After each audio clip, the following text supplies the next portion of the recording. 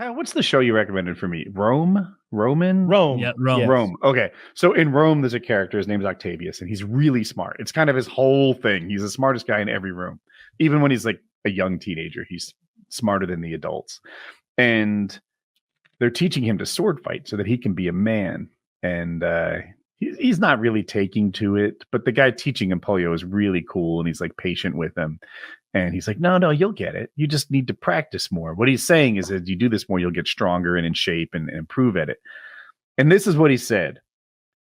At best, all I could ever be is a middling sword fighter. And it's better not to be a sword fighter than a middling sword fighter. And I was like, graveyards are full of middling sword fighters. Did he say that too? I missed that part. And I don't know, somehow that it's better to be not a fighter than a middling one. I'm like, oh, that's some fucking wisdom right there. He's onto something. That's true. Yeah, that's Caesar Octavius. That he was a very smart guy. He spent his childhood reading about the stuff the Greeks had written, and just I loved his character. Even later on when they recast him with what's his name? I can't think of that actor's name. I don't know if you watched it all, right? All of it? Not all of it, but I have made it to the next actor. You can spoil it. Okay. It's ancient Rome. Yeah, it's Roman history. I was just wondering if he'd seen that actor yet that they recast him. I think it's really good. It's another one of those things like Deadwood that also got canceled because they just came out a little bit before the golden age of TV, or at least before we were ready for what that was.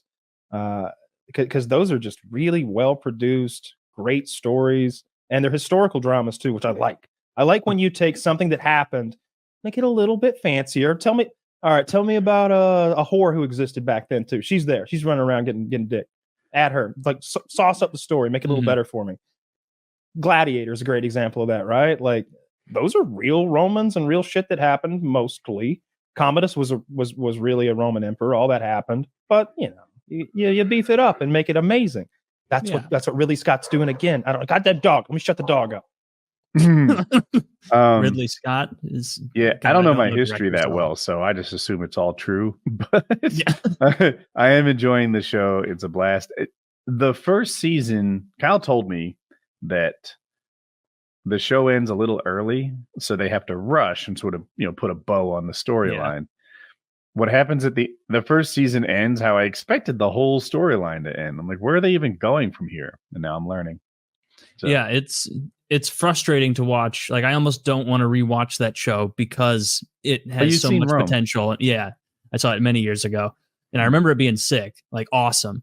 But they just sprint to the finish. Like you're like mad as it's going because you're like, oh no, you're not going to flesh that out. It's just gonna. Oh, the next scene season was a sprint. The first season is fast, and then the second season is like, oh, between scenes 9 years passed.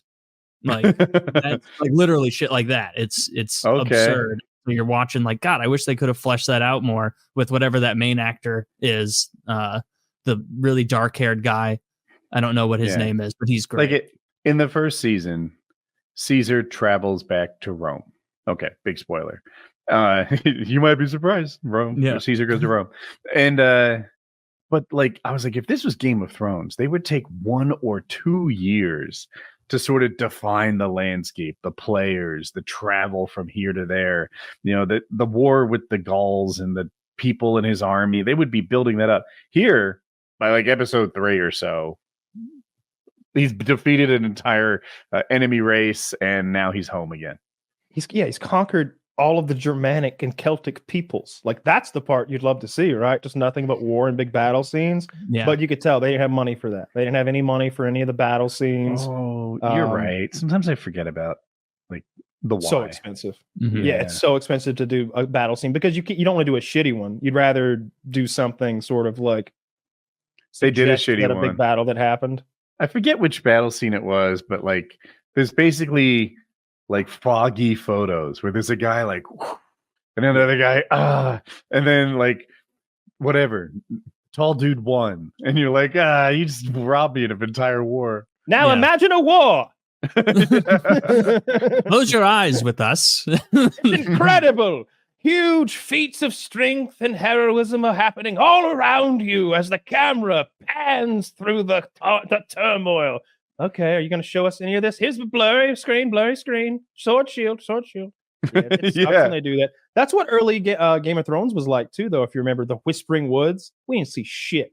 That's a huge battle where Jaime Lannister cuts down some of the best swordsmen in the North by himself. We didn't see any of that shit. We saw a little part where they hit him in the head and they catch him at the end. And then the battle where the big naval battle where they're at King's Landing, they cut to Tyrion's face and show him react to the shit that's happening. So they didn't have the money there. That shit's so expensive when you get into that CGI. Yeah. They blew all their money on the wildfire explosion. So I was going to say before my dog went crazy, Ridley Scott, who made Gladiator, has now made Napoleon with Joaquin Phoenix as Napoleon. It's like 3.5, 4 hours long or something. And it'll be on, I'm sure they'll put it in theaters, but then it'll be on Apple TV sometime thereafter. The trailer looks awesome.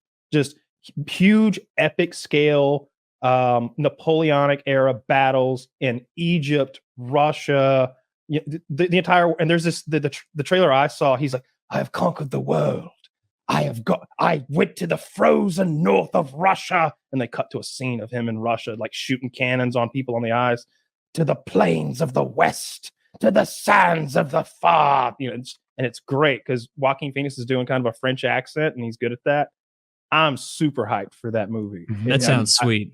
I love those I love that he's not making any more alien shit. Ridley Scott's done enough of that. And what else has he done that I might know? I've seen Gladiator, Black. I think he did Black Hawk Down. And I'm spacing out on some of the other stuff. He did those Alien. two are good enough. Those are excellent movies. I love those movies.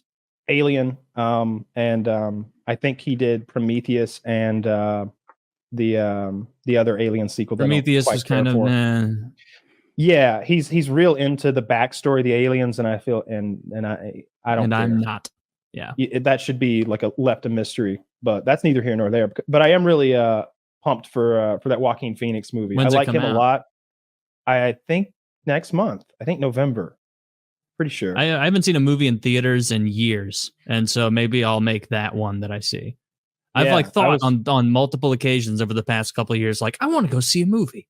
Like that sounds like fun, and then I Google what movies are on, and I'm like, well, I'm not gonna force myself to go to the movies to watch something I'm not interested in. You know what part of it is? Part of it is it is so nice to watch at home. On a good TV for free. But I keep every now and then on Reddit, they're like, this guy tried to get into the seats he reserved. Here's what happened. And he's just getting assaulted by 3 or 4 people in a movie theater because he wanted to what kind of people? The kind who sit in your reserved fucking seats and then think that they're being singled out when you ask them politely if they would please not sit in the seats that you paid special for and have reserved here on your phone. See the little thing here? It means I sit there. Yeah. Why are you killing me? Colonialist, what? Colonial. It's like see how on my phone seats 16 and 17 are blue and the rest of the seats are gray. Wait, don't get off me. The phone call. You could look at yours and tell that your seat's down there somewhere.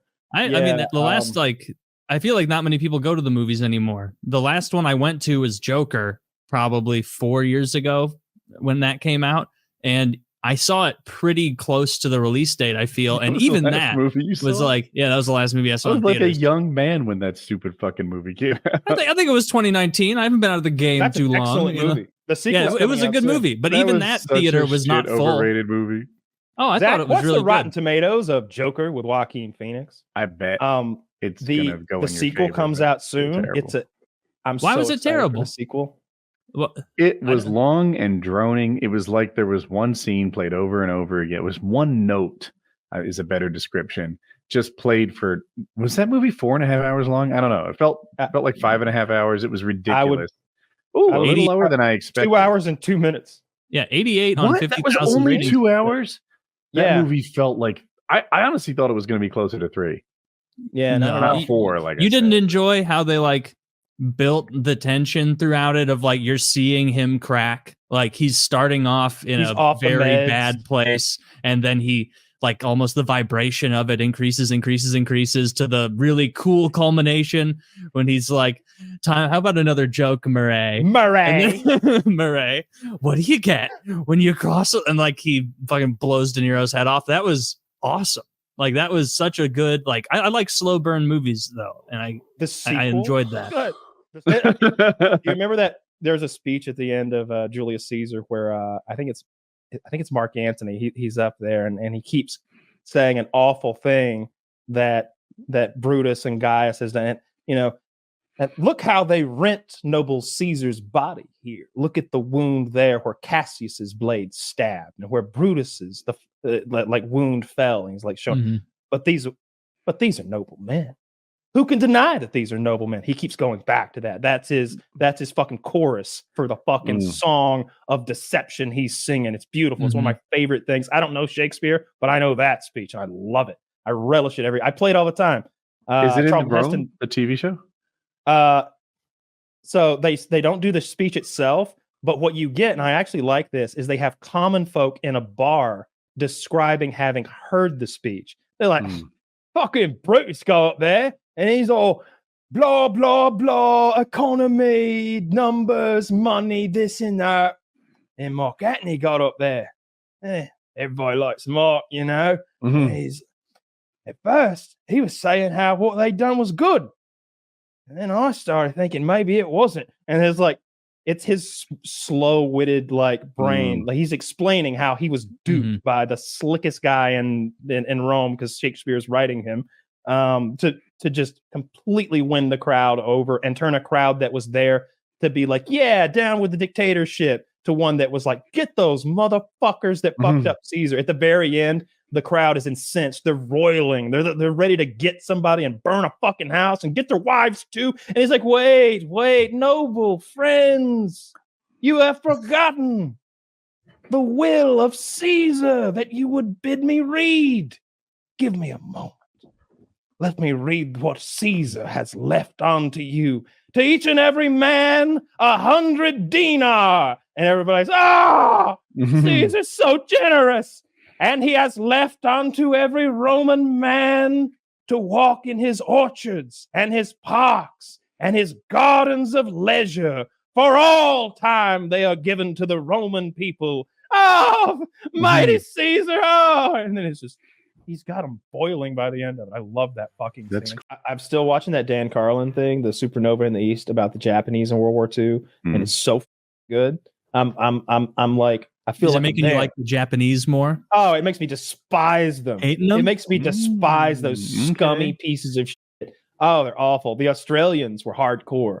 They were, I think they're maybe on Guadalcanal or one of the big islands. Lots of Australians. They've been stuck there for a long time. Not much food. And the Australians just got so good they stopped losing men almost, and they got so good at killing. And they're talking about they came upon one of their guys. They've been tortured, and there's a sign above their guy that said he took a long time to die. And it's like this enraged the Australians. They went on a killing spree. It's just like it's great. They find their guy like bent over with had been raped and with a bayonet up his ass. He's dead. Like they would. So after a while, there was no taking of prisoners at all, or even considering the taking of prisoners, or even messing with a body. They considered the dead bodies to be like zombies. They might get back up because they'd often play dead. They'd often be like one guy out there with a grenade under him, ready to pop up and take you with him. I don't. That doesn't seem very honorable. It's super honorable if you can take a Marine down with you. But it makes me hate the Japanese, just despise them. Like the Battle of Midway is just one of the coolest stories ever. Basically, the Japanese show up with their 4 carriers, 4 aircraft carriers, and like a huge navy, and we're there with I think 3, and one of them's fucked up already. It's already damaged from maybe a previous battle, and they're bombing land with their carriers when they spot our carriers. And so their guy has a decision, because it's a big deal to switch from land to air bombing and get the refueling done. And so he decides to take all of the guys who are bombing the land, let them all land, let them all refuel all the planes, including the ones that are like flying around doing defense. Basically, he brings every plane back and has it dressed, fueled, and like armed to go fight the American to go fight the American carrier. The alternative would have been to be like, send what we have now. And as soon as we can send more, send a little more. And as soon as we can send another one, every time we have a guy with a plane that's suited to attack the carrier group of the Americans, send it. He could have done that because that's what the Americans did. The Americans had this, it was continuous. It begins at like, they know exactly what time because it's the fucking Navy. And like the Americans were attacking continuously. Our torpedoes didn't work. The torpedo planes are had the most dangerous job. They have to fly at wave height and like detach this torpedo, and they would either go too low or even if they hit, they didn't work. Like our torpedoes for the first 2 or 3 years of the war were bullshit. They literally didn't work. Yes, it went on for years. Torpedoes not working before they fixed the problem. Meanwhile, the Japanese had the best torpedoes in the world. So all the torpedoes are hitting and missing or just not blowing up, doing 0 damage. And then the dive bombers come. It's starting to look like the Americans are going to lose because the Japanese are fending them off so well. Then the dive bombers come, and the pilot had been at Pearl Harbor. And the pilot, you've got his first-person viewpoint, not viewpoint, but like his narrative as he's coming down from high altitude straight down into one of the carriers. It's got a big red circle painted on the deck. And he's like, I'm aiming right for that 50-foot circle. And I drop my bomb and I pull up hard and I watch and watch. That's a biplane. But this is the American Revolution. No, I'm confused.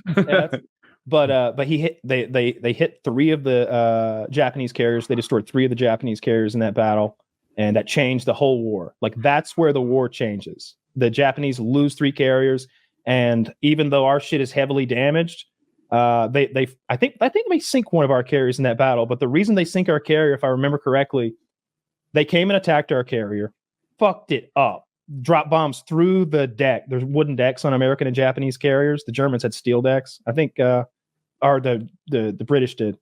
And so the thing's on fire. They radio back, 1 carrier down, 1 flat top down. That's what the Japanese say. But the crew on that boat was so good and experienced at putting out fires and repairing that they put the fires out, repaired the deck, and were launching planes off of it. So when the Japanese get back, they think 1 carrier's down. It's not. In fact, it's been repaired to full power already before they can get back. And so they say, oh, we found another carrier. And so they hit it again. I think then they sink it. So they think they've taken out 2 carriers when they've only taken out 1. I think I have this right. Early in World War II, there was an attack on an American ship of some sort, naval ship. And they took out the firefighting team, and then something that would have been extinguished was sunk. So then the Navy made a change in tactic and trained every single sailor to have a firefighting role so that you couldn't just take out the right 37 guys and sink a ship. And that lends to what Kyle was saying, like, they were so good at firefighting because literally everyone on the ship is a firefighter. World War II aircraft carriers were triply flammable, I think he puts it. And that they're compared full to of what? Compared to any other naval fuel. vessel. Those things are so flammable. Compared to any other naval vessel because they're made of wood and they have all the fuel for the planes and then the bombs for the planes, and they also have guns on them. So like have all the ammo for those guns, all those 5-inch shells or 8-inch shells or whatever the fuck, and all the powder that launches them. So if you hit the wrong part, it's just they would jump out of the water. Those big gigantic naval vessels, destroyers and stuff, when the magazine goes off, in every narrative I've heard, like different battles, they talk about the boats jumping out of the water from the power of the explosion. Nowadays, Russian tanks are curiously flammable. Like I see them just drop a grenade in the open hatch. So if the Russians abandon their tank, maybe it's immobilized or something, then the Ukrainians will come along and drop a grenade in the empty tank just so that it can't be repaired and reused. And it's surprising to me just how often they seem to burst into flames. All the rounds that are stored inside catch fire and blow it up. Mm-hmm. I guess that makes sense. You're probably not like spending a ton of time fireproofing against like a grenade attack at the last second because it's it's already over if that happens. The American tanks have their magazine in a separate compartment that has blowout panels. So when it explodes, it has a released explosion that vents so you don't kill everyone and lose the turret. Well, that's a much better idea. It's a way better idea if you're inside the tank. I'd so much rather be in that tank than the one where you just burn alive. We've got AC as well. like good air conditioning in there. 100%. Yeah. Right. Well, I I asked bet the the tank Russians probably commander don't have about good that. AC because it's Russia.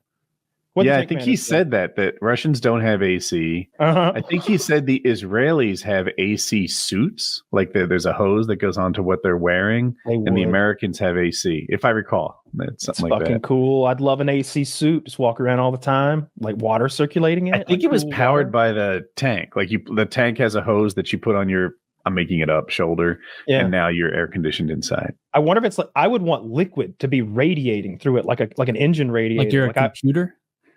I am a computer. Well, I guess keep me cool. Technically, I want like hell. I want it all up around my head and my groin. I want like the armpits. I want that. Yeah, that you're I not don't going want to the kill a lot of shrinkage. foes if you're all sweaty. I don't intimidate with lack of shrinkage. I just want to. You just want to be sweaty, dangling, sweaty balls. Sweaty balls, long. It's me at full size entering battle. That's how we beat the Japanese. Is they saw our sweaty dicks and balls, and they're like, "Oh, we cannot possibly compete with this," because they were cold. I've been watching Dan Carlin's Supernova in the East. If you don't know, Dan Carlin's basically a historian. He does these long form, heavily researched, well put together audio videos. It's audio, but I'm watching it on YouTube. I'm 8.5 hours in, and Pearl Harbor just ended. It's 8.5 hours until Pearl Harbor stops. Like till you get to Pearl Harbor, and then he tells those events. Like the what third was the video, starting point? Yeah. Did you explain that? Japan invading China in 1931, and like the reasons for their so it's been like a decade. Yeah, I was like, if the starting point was like the beginning of recorded time, then Pearl Harbor's pretty far along. Yeah, then he's flying. Well, it's called Supernova in the East. He's talking about Japan, the rising sun of Japan, going supernova and turning imperialist. The motivations behind that are very important. Understanding like the racial undertones of the whole world and how the Japanese were underestimated by like the entire world. Like they were like, oh, they're very good at copying technology, but they could never craft their own because the Japanese were in this isolationist period. The Japanese were in this isolationist period for a very, very long time, hundreds and hundreds of years. They come out of it and they send envoys to all the major countries. So they send one to England, learn how Navy works. They copy the English Navy. They're the best Navy in the world. Why wouldn't they? They send them everywhere. Military, art, history, everything. They want to be the best at everything. And it's interesting. He describes the Japanese people as just like everyone else, just more so. And it's like, yeah, they do everything with such an intensity and such rigor that it goes overboard. And then because they've had this period of isolationist, they've romanticized just how rigid to Bushido their ancestors were, just how good the way we look at maybe medieval knights and think of knights in shining armor who do only good, tell only truths, protect the weak. Okay, all right. Our politicians say some similar vows. They don't keep up with them, but because these guys have never known personally that ruling Bushido military class, they've heavily romanticized it, and so he tells all this to sort of load you up for what's coming in World War II. I'm fascinated. It's so good. So the first shot was a miss. It skipped off the pavement and hit a guy who was walking down the street. The second shot is the magic bullet. That's the one that supposedly, hold up, let me think, I'm JFK. It hit him in the neck, went forward into his arm, down into his thigh, out of the front of his knee, into the seat in front of him, and hit the governor in the back, and was perfectly intact. And then the third, that's why when you watch the Zapruder film, he's holding his neck because he had just been shot in the neck. So he's leaned over holding his neck. And then the third shot was the one through the head. So yeah, 3 shots, like super fast from a bookstore window, several hundred feet back. Just a lot of variables happening at once. So do you not think that Lee Harvey, like, you think he was maybe framed, or where does he kind of fit into the mix? So yes, yeah, there's the magic bullet. So yeah, into the back, then the neck, then the arm, then the leg. And then surprisingly was all in one piece. If in court they call it the magic bullet. Yeah. they tend to not do that so much. Bullets do weird stuff. I don't know about all that shit. And then it being pristine at the end is the real weird thing, because they get all warped up and beat up after hitting bones and stuff. and I don't know. Looks like there were like 6 points of contact in that graphic. Like that would ball up and fuck a bullet up, right? If it's like full metal jacket, it stays pointy. Like really? Yeah, it's not going to mushroom back. It's going to stay, and that is full metal jacket. It's going to stay together, but it's going to look worse than that. That would be a real pristine bullet if you found that like out on the sand at a firing range, downrange. If you go downrange at like Knob Creek in Kentucky, millions of rounds have been fired that way. And so if you just go down there, start like kicking dirt, you could just piles of the lead, the projectiles, just every kind you can imagine, like, and you can see that like not too many are pristine unless it what? I got him. You guys were so still, I couldn't tell if all of you froze. I'm like, maybe it's me. No, you're good. You're good now. You're good. Yeah, now, you said Kyle. Unless they wouldn't be, the bullets would not be pristine unless. Unless you hit sand or something. It was like we would shoot bullets into that rubber stuff they use for landscaping. You can fill a trash can up with that and use that as a bullet stop. You're doing like ammo tests and stuff. You shoot right in, it'll catch the bullet. The bullet's in pretty pristine condition because it's going through soft rubber. But when you hit dirt and rocks and shit, the bullets get mangled. I don't know. Whenever I've hit animals and recovered them, they were mangled too. I don't know about all that. So they call it a magic bullet for a reason. They conspired to kill that guy. Yeah. What was the Lee Harvey? Did. Like what? I'm not positive about this one because I haven't like dove into the research regarding him specifically. Whenever I was doing my MLK assassination video, I saw this and like quickly followed it and I was like, all right, whenever I remake a full bore JFK video, I will come back to this. But Lee Harvey Oswald was an employee at the bookstore. And according to official records, he was a communist sympathizer, didn't like JFK. It was during the Cold War, so they just called him a commie because that was the idea. So he he supposedly just decided that he was going to kill the president whenever he heard that the president was going along that area. So I'm sorry, I'm going brain dead right now. Does something need to be said? No. You're... Sorry. I heard the mic come on and I was like, what's going on? It's never happened before. We heard you typing audio and we heard him typing and that's why I froze up. I'm like, is this an emergency announcement? I don't know. Sorry about that. I thought it was just going to stop. No big deal. You're good. You're good. Nukes at last. Yeah, sorry. They're getting first they got Kyle, now they got Zach. Anyway, all of us. So to stay on the train of thought, supposedly Lee Harvey Oswald just hated the president and the United States wanted to kill him. According to a report, this was the quick thing I saw, I haven't fully looked into. The initial police report is that because the police ran into the building, that whenever they ran into the building, Lee Harvey Oswald was downstairs working. According to again, this one report that I haven't validated, that he was just downstairs working there, sweeping the floor or whatever. And then one of the police officers was murdered. Supposedly the first guy who ran into Oswald got shot. And then Oswald escaped out of the bookstore and to an old movie theater, if I remember correctly. And then the police followed them there and arrested him. But that initial police report says that when they got in, Oswald was just there. He wasn't upstairs shooting another cop with a gun. And then that report disappeared from the official record later. So the theory is that Oswald was set up to be the fall guy or the patsy. And then later they just took that record out so that it would better fit the narrative that Oswald was the shooter. On top of that, whenever Oswald was being held by the police, he kept saying, like, I have no idea what's going on.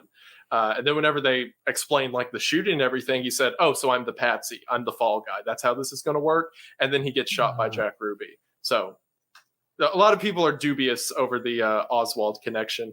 I think Jack Ruby may have killed him to cover up anything he would have said? Yeah. So that's the theory. So Jack Ruby was a mob enforcer. He had carried out like jobs for. That's why I said he wasn't specifically in the mob. He was more like a contractor. He supposedly just loved the president so much that he decided to shoot the guy as he was being transferred to interrogation out of the kindness of his own heart. So he gets gunned down, and then whenever they arrest him, he's like, "Oh, I just like the president." And it turns out he had cancer, and he died 4 months later. It was 4 months or 4 years soon after. And if I remember correctly, his family, like, he had family debt and like hospital bills from his cancer that disappeared after he shot Oswald. So, That's and that was part of a lot of people throw that towards the mob theory. They're like, oh, maybe the mob hired him to do it to pay off his debt. It's like, yeah, the CIA, that's the mob you're looking for. They have a name and everything. Yeah. And they can so that's like the Oswald theory and like the Ruby theory and all that. And of course, it goes into more of like there being a second shooter, the whole grassy knoll thing and all that. So what is the grassy knoll thing? I've always heard that like as a joke from Dale Gribble in King of the Hill, and I never looked like, what is that theory? So Kennedy is in the back. Sorry, go ahead, Kyle. I just said pocket sand quietly. Oh, pocket sand. my So Kennedy's in the Lincoln. He's going down the street, and Lee Harvey Oswald is in a bookstore behind him, like to his like back right. There is a grassy knoll, as it's been dubbed, which is a small hill underneath a tree by a fence to like his forward right, both on the right side of the vehicle, but the grassy knoll's in front of him. The only footage that we still have is of the shooting is the Zapruder film. That is the film. So there's a picture of the grassy knoll, like up towards where the trees are back there, like the shadowy area. I don't think that wall's still there today, if I remember correctly, but like it's like a little field essentially. So anyway, the only footage that we have is of the Zapruder film. There was a cameraman standing on the same side of the vehicle of the camera shot we just saw, who was filming the whole thing. So he filmed, on the opposite side, he would have been over near the grassy knoll filming. So he's filming the whole thing, and he films from that angle as the shots ring out and as Kennedy gets killed. In the footage on the Zapruder film, you can see that there is someone else across the street who is also filming on a camera. So that should be the solution, right? Because if our cameraman, the Zapruder cameraman's back here, and the shooter's over to his right, then the person on the other side of the street should have an angle of that. And supposedly, well, not supposedly, this is a fact, they recovered that footage and brought it into court during the trial that like the movie JFK is about and all that. So, yeah, so see how Zapruder position is like next to the grassy knoll dude? Over there where the mouse is on the right side of the road is where this mystery cameraman was. So anyway, that footage makes its way into court, and it was not shown publicly. It was shown to a private jury. The jury said that the evidence in the footage was compelling. And the next day, whenever they moved to make it public record, they misplaced the tape. And to this day, it's never been recovered. They just the biggest trial ever. They're like, oh, we misfiled it. I guess it's just not here anymore. But according to the luck, and according to I hope some CIA guy didn't lose his job over that. Oh my God! Can you imagine? He worked hard to file that paperwork, man. According to the people who did see it, they're at the grassy knoll, which is again the position in the diagram. Whenever Kennedy's head explodes and he actually gets shot, there is a large puff of smoke from the grassy knoll. And that also lines up because Kennedy was in the Lincoln leaned down like this. And whenever he got shot, supposedly from up here, his head jerked backwards and his whole body flew out the back. Which, yeah, your muscles can do weird stuff when you get shot. But it's much more likely if he was shot from the front that his head would shoot backwards like that, rather than getting shot in the back of the head and, having that reaction. Yeah. So the idea is that the shooter was in front of him at the grassy knoll rather than behind him at the bookstore. There's also like the three bullets. I'm in. The 3 bullets is also widely contested. For example, supposedly the first shot's the one that skipped across the pavement and hit the guy watching the parade go by, right? Well, according to that guy's account, he heard a gunshot and stopped and then looked and then got struck in the leg. So supposedly, again, according to the theory, the grassy knoll guy fired first, and then whoever's in the book, because there was someone in the bookstore, whoever was in the bookstore, that shot is the one that hit him. Because there's no way this guy heard a gunshot and was like, I wonder what that could be. And then that gave enough time for the bullet to skip and hit him. No, yeah, that's not how speed works. That's not how speed works. Yeah, it would have to be some wacky shit, but it's possible. That's the fun thing. Like that bullet would have been like ding dong ding, and he hears bang. The bullet's still going bing bang ding. Like it's like a Looney Tunes cartoon jumping all around the square. Yeah. And perfectly intact. Yeah, I never knew how much bullets bust until I started shooting a lot of tracers, specifically like not just bang bang bang, but when you've got like a belted machine gun shooting hundreds of tracers at like that area. And you're hitting like trees and stumps and rocks and hard pieces of dirt and soft pieces of dirt and water. Well, let's start making sharp turns that you don't think are like physically possible. They just make a right turn and they're already going 3,000 feet per second, and they just hang a left. I've had that same experience. I shot a saw. People know this is a belt-fed machine gun. It was on the ground with a bipod, and we were shooting it at a car.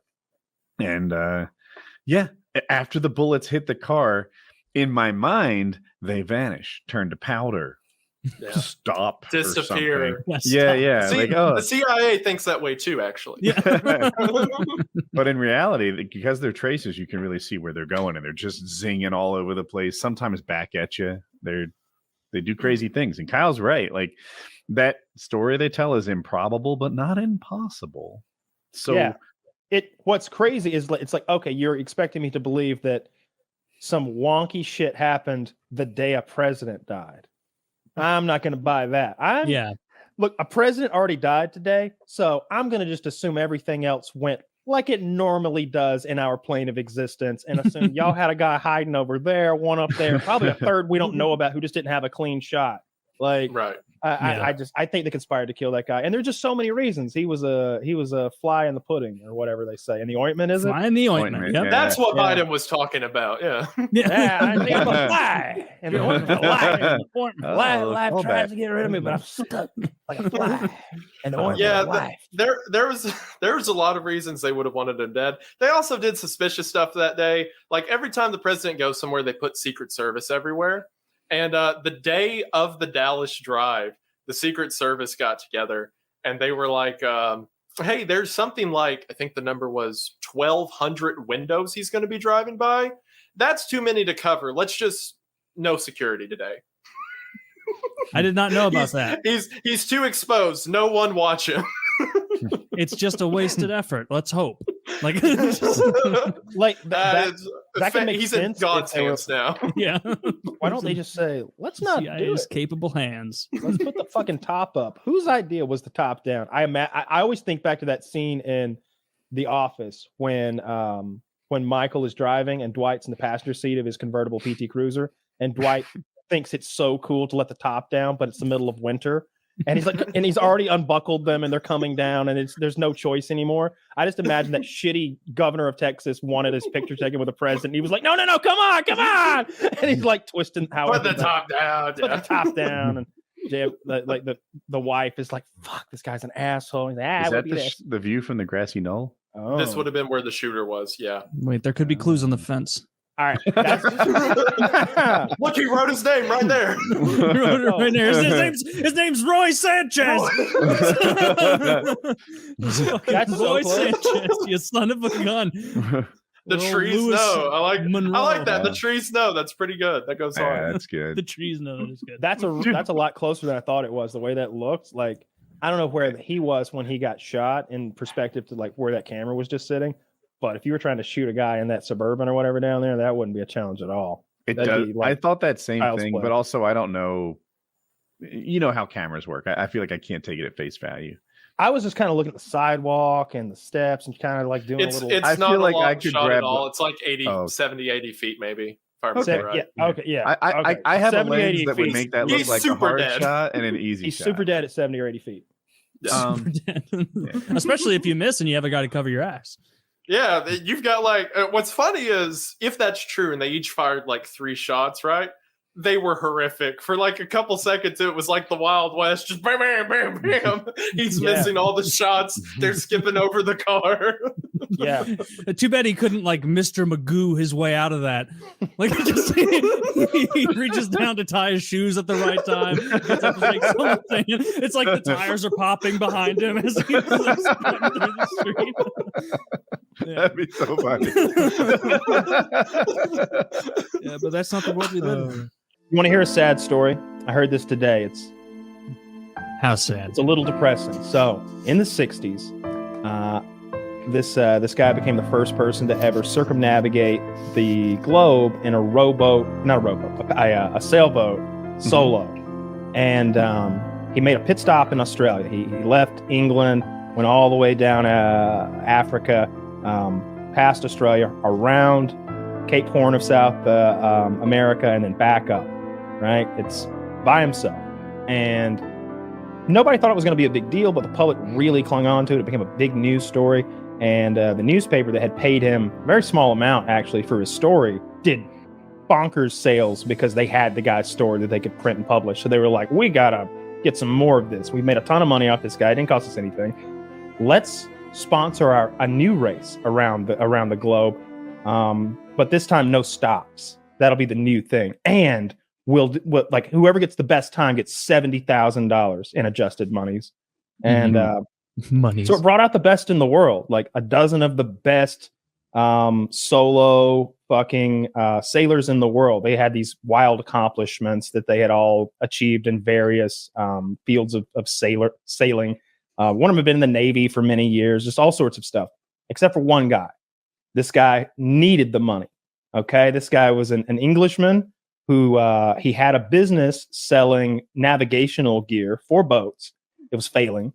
And the loan that he had taken out to start his business that fed his family was being called upon by the man who'd given it to him. And he's in this real pinch where he can't pay that man. He can barely feed his family. But here's this opportunity. He's an engineer by trade or by education. And so he tells the man who's wanting the money back, I don't have, but here's what we could do. I can win this race. I'm an engineer. I can design a boat that's better than anyone else's boat. I can sail it more efficiently than anyone else can. I can win this $70,000 and more. And the guy thought about it and was like, yeah, all right, I will pay for your boat. I will, wherever you need, I'll build your boat. You do the race. But if you don't win, you pay me back for the boat. So now it's a no-lose situation for this guy. You know, whether he wins the race or not, this guy's getting his money back. He's happy to do it. So he starts building the boat. But it's quickly getting to the deadline for when he needs to leave. Everyone's left at different times, but there's a window. They're going to time you. But they're like, all right, from May to October, you know, in those 5 months, you leave. And I think the prevailing winds or currents or tides or something have something to do with it. It's like, hey, you know, this is our window to do this thing. It's a 10-month race. It's a 10-month race. Solo. Okay? Because we're not stopping in Australia this time. So the newspaper wants to make a big deal of this thing. They get everybody fired up. They got like 100,000 people there to crack bottles of champagne and see this guy off. And he is fucking terrified because the boat's not ready. The boat's not ready. And he's begging his wife without saying it out loud to give him an excuse not to go. She says he cried all night the night before in bed, weeping aloud. And I said nothing. And she's like, I should have said something because he kept saying, boat's not ready. What a bitch. The boat's not ready. So they're like, hey, how about we want you to leave from this port, not that one. And he's like, why? It's 100 miles extra from me. I'm like, yeah, no, but that's where the crowd can get biggest. We can put there's a hotel there for everybody to stay. And there's a big port that everybody can stand and see you leave. So they did that. 100 miles is nothing. We're going around the fucking planet. It's supposed to take 3 days. 2 weeks later, he hadn't made up those 2 weeks. And everybody's like, oh shit, this is our guy.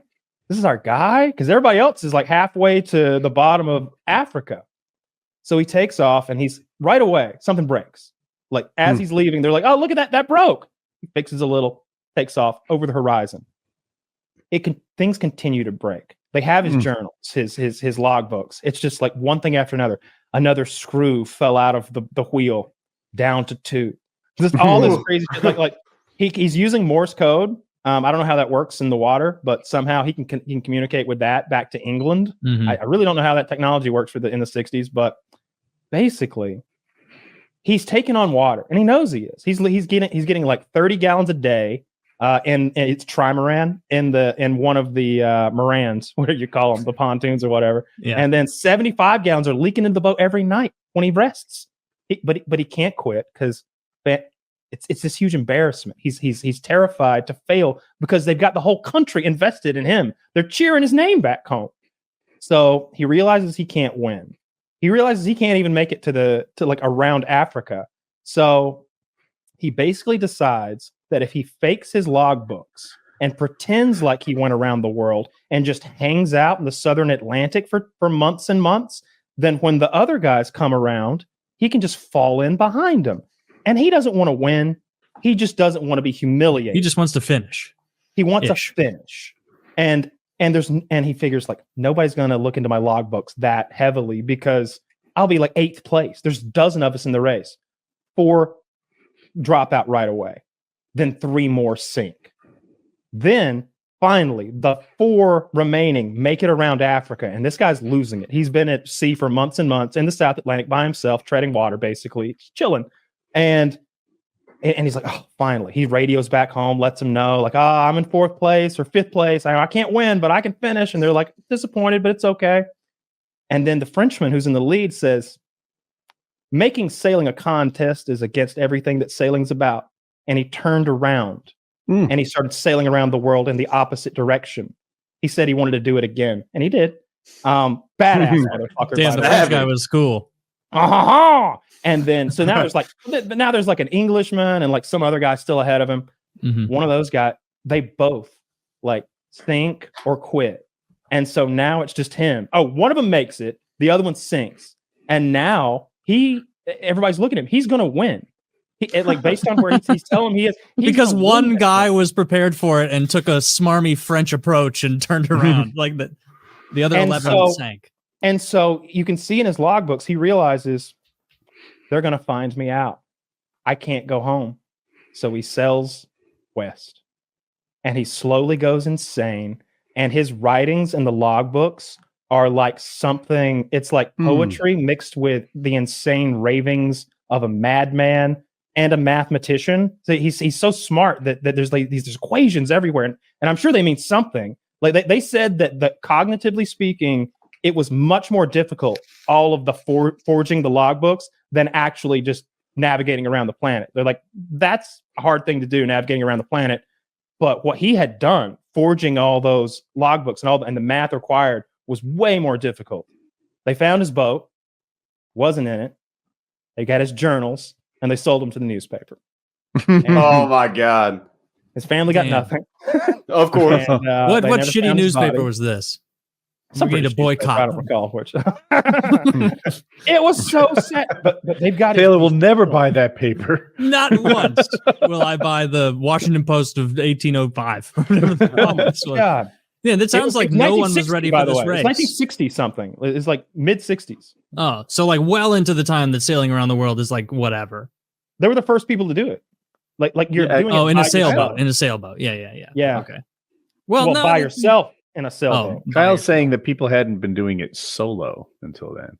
Oh, by the way, ham radios can bounce the signal off of the atmosphere, and it just ping pongs off the Earth atmosphere and goes far beyond line of sight. Did they use Morse code using that? Yeah, it's part of the ham radio. I have a ham radio license. I'm kind of a Renaissance man, and you have to learn Morse code to get some of the higher levels of ham radio license. Oh, if he's already cheating his way through the entire race, like why wouldn't he just be like, easier than forging these books is just pretending to have lost them. Hey, I was taking on so much water, it soaked my logbook and it destroyed it. Like that is so much smarter than, but also I like the idea that if I'm ever in a situation like that, I'm absolutely making up math and writing it all over whatever place I am. And like, how long do you think? And he'll be like, no. There's a lot of threes in that section. You can tell that he just kind of got bored. Honestly, if one of us was writing the crazy math, they'll call Miss Jones, the 3rd grade math teacher, and she'll be like, nah.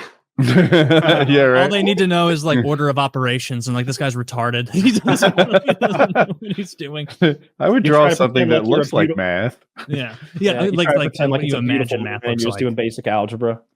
Yeah, that's. I heard in Oppenheimer they had a actually I saw the podcast of the mathematician they hired for Oppenheimer, because there are some people who get really upset if like the equations on the chalkboard are inappropriate for the scene, for the group, etc.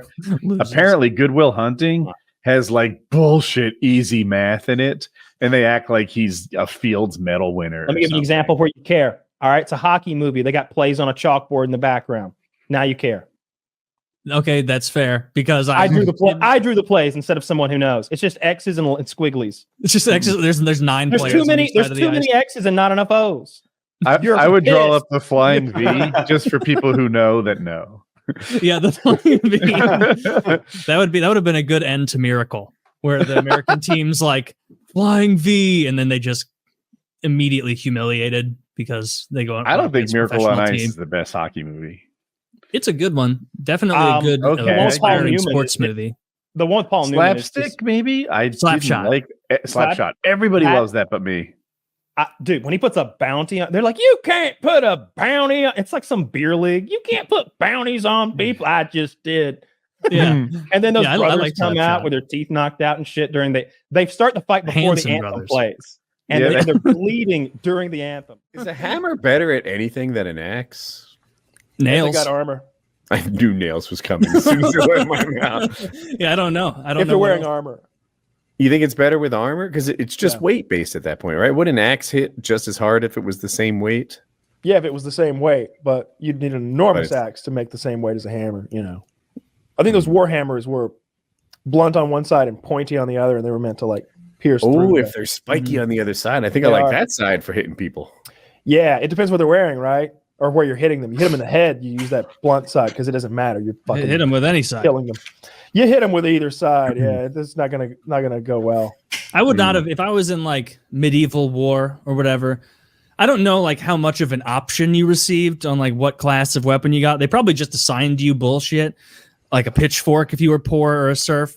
But I would not want to go with a war hammer. That I think seems you like brought your own weapon. I don't know. Maybe I meant this up in my own head. Kyle? Tell me how close I it come. depends what war and what like age we're talking about, Yeah, right? Like we're sure. talking about like the English, for example, like medieval times, or like when they're fighting the Scottish, right? Like they had a professional army at that point when they're fighting the Scots, and you had like longbow archers, you had cavalry, and you had swordsmen, but mostly archers and cavalry. Because I think maybe the Scots are the side I'm thinking of, Oh, where they yeah. just bring like Peasant farm, farmers. like I use a torch, I use a pitchfork. Why did you choose a Oh, God, it's pitchfork? pointy as your- stick I found. I rubbed a bit of dog shit on it. That'll scare The English professional. hate dog shit. Seriously though, I would hate to have to fight a man with a pointy stick with dog shit on it in medieval times. It's instant death. It's Oh, yeah. instant death. I would be Nick Diaz in that situation. I'd be like, I'm insulted that you brought a pointy stick with dog shit to the Please. fight. you get a little infection. I would you're be done. so terrified by a hairy Scotsman with a pointy stick covered in dog shit. Like that sounds so scary. But you in this scenario, you're an Englishman on what ends up being the winning side of that fight. So you would probably have like chainmail at least, right? Something to keep the poo stick away. The poo stick. I think that shit's expensive. I think that shit was real fucking expensive for the Dog time. poo, it's free. It's Not- everywhere. You can just take it. Kyle, if you need some, I got to hook up. I have Great I can Danes. hook you up. Yeah, I don't know. It depends on the age you're talking about, the army you're talking about. It was all different. But yeah, there were definitely Yeah. some of those armies that were just like, bring whatever you got. We got to go. And then there were those armies that were like, yeah, everybody gets a gladius. They're all made to order. Like the Romans, for example, they all had those fucking, I don't know how long they were, but they're short. Those swords they used, the Short sword, gladius. yeah. And they had Yeah. like I have a book about like the kind of the like tiered organization of the Roman military like throughout the ages, and it's like wild how it wasn't until like thousands of years later that humanity got back to like that level of complexity Right. and warfare, where like you'll read about like fucking battles in like the year 1100 and it's like, oh well, that's fucking at being generous like 700 years from the fall of Rome ish, that obviously wasn't Rome's peak, the fall. Still not even close. Like just like bullshit tactics, not nearly as advanced. Okay. Counterpoint. Mm-hmm. Are you sure bullshit non-advanced tactics are worse? Like, let's name all the guerrilla warfare that has lost.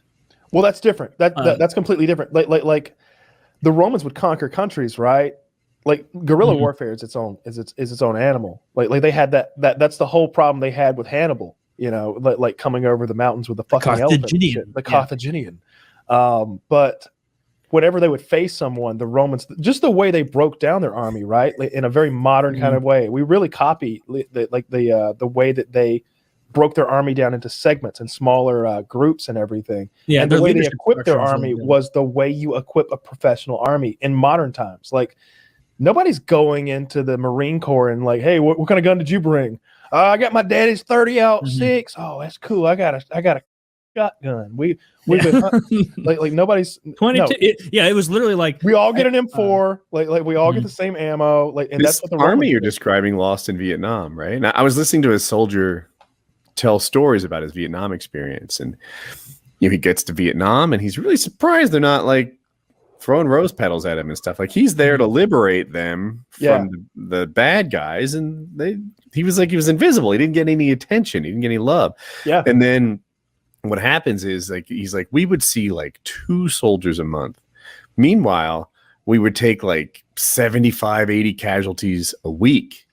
Mm-hmm. And before long, it's just, we don't know who the bad guys even are. They're all of them. All of them. Everyone who looks Vietnamese is a bad guy because someone's killing my men. Mm-hmm. So like one guy looks at him sideways from a village and they call in an airstrike and burn the whole village. And that's just the relationship we have with everybody now. But that village won. Right, that we ended up. Well, not that one in particular, but the village, the guerrilla warfare. They can't like conquer anything. They can defend, but they can't conquer. Yeah, and that was like kind of the difference. And I think what Kyle and I was saying with the Roman army, like Rome was the first like giant empire that actually had a standing army. Like every the Revolutionary War. Well, that was way kind after of guerrilla tactics that. Okay, I'm aware.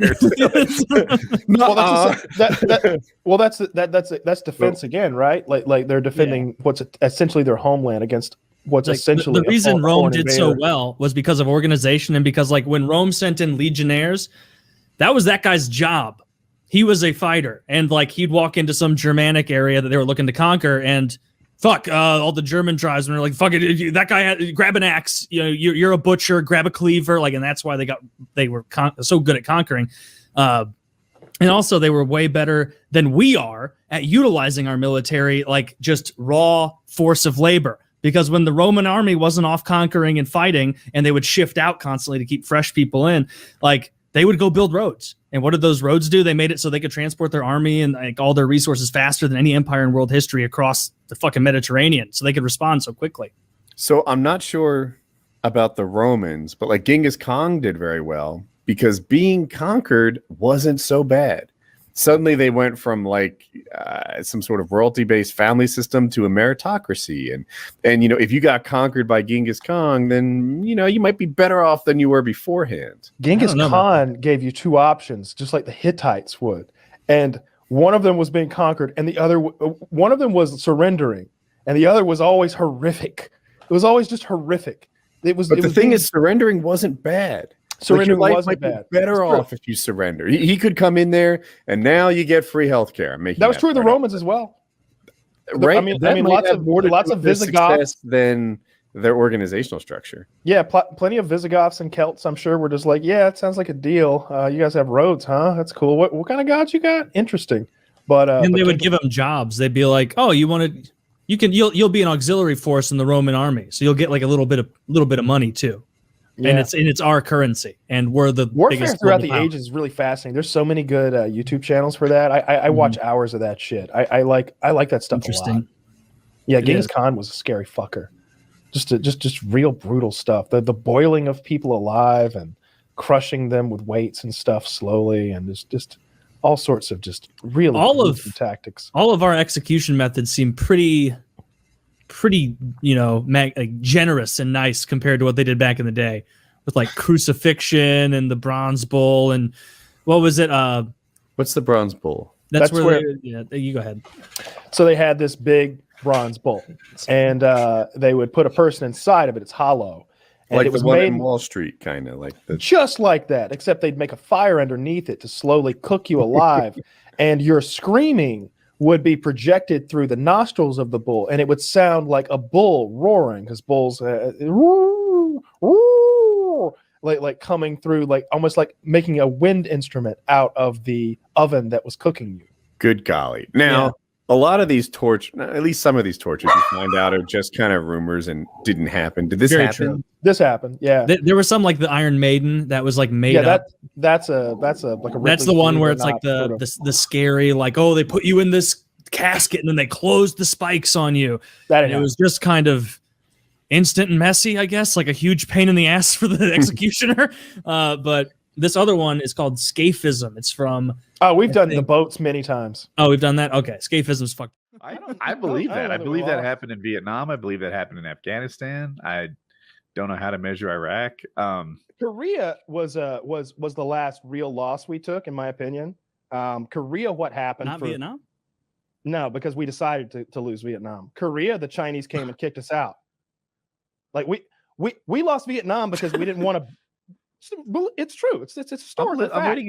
Listen to him make his point. We lost Vietnam because we decided not to win, because the public weren't supporting the war. We didn't want to use the tactics that would have allowed us to win, like bombing the North. And they spent all that time deforesting the South and fighting in jungles against, Viet Cong. And we won. We still won every single battle. Like we decided the war was just not cool anymore. And so we stopped doing it. Korea, on the other hand, we got made to look like fools by the Chinese. No, but not in Vietnam. We didn't look foolish. No. Do you know what the KD for Vietnam was? Doesn't matter. We lost. I don't see it that way. We don't play the objective. We played the objective. I'm just saying this is a very hindsight 2020 American History Channel take, where it's like, actually, we took our ball and went home, so there was no battle. It was a draw. And you could also make the case that they lost support for the American public for the war, but isn't that kind of part of maintaining the war? Is you have to make a case as to why you can rationalize that sort of spending to the public, and they could no longer do it. And so, if anything, we should have got out of there earlier.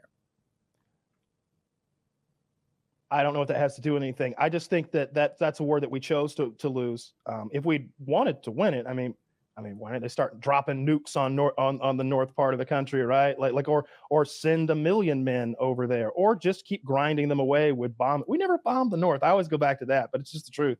But in Korea, like the Chinese just came down and just fucked us, all the way back to what is it, the 38th parallel or whatever? It was a humiliating loss. What do you mean?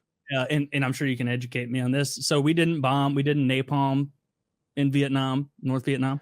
Oh, so I'm talking about the cities and infrastructure in the north, in their capital. What was the capital of North Vietnam? Is it Hanoi? Something like that. Ho Chi Minh City. They didn't bomb up there the way that the generals wanted to bomb. I think it was a political decision. I know a lot less about Vietnam than I do Korea, though. Korea is fucking wild. I don't know anything about either. The Chinese sent 1 million.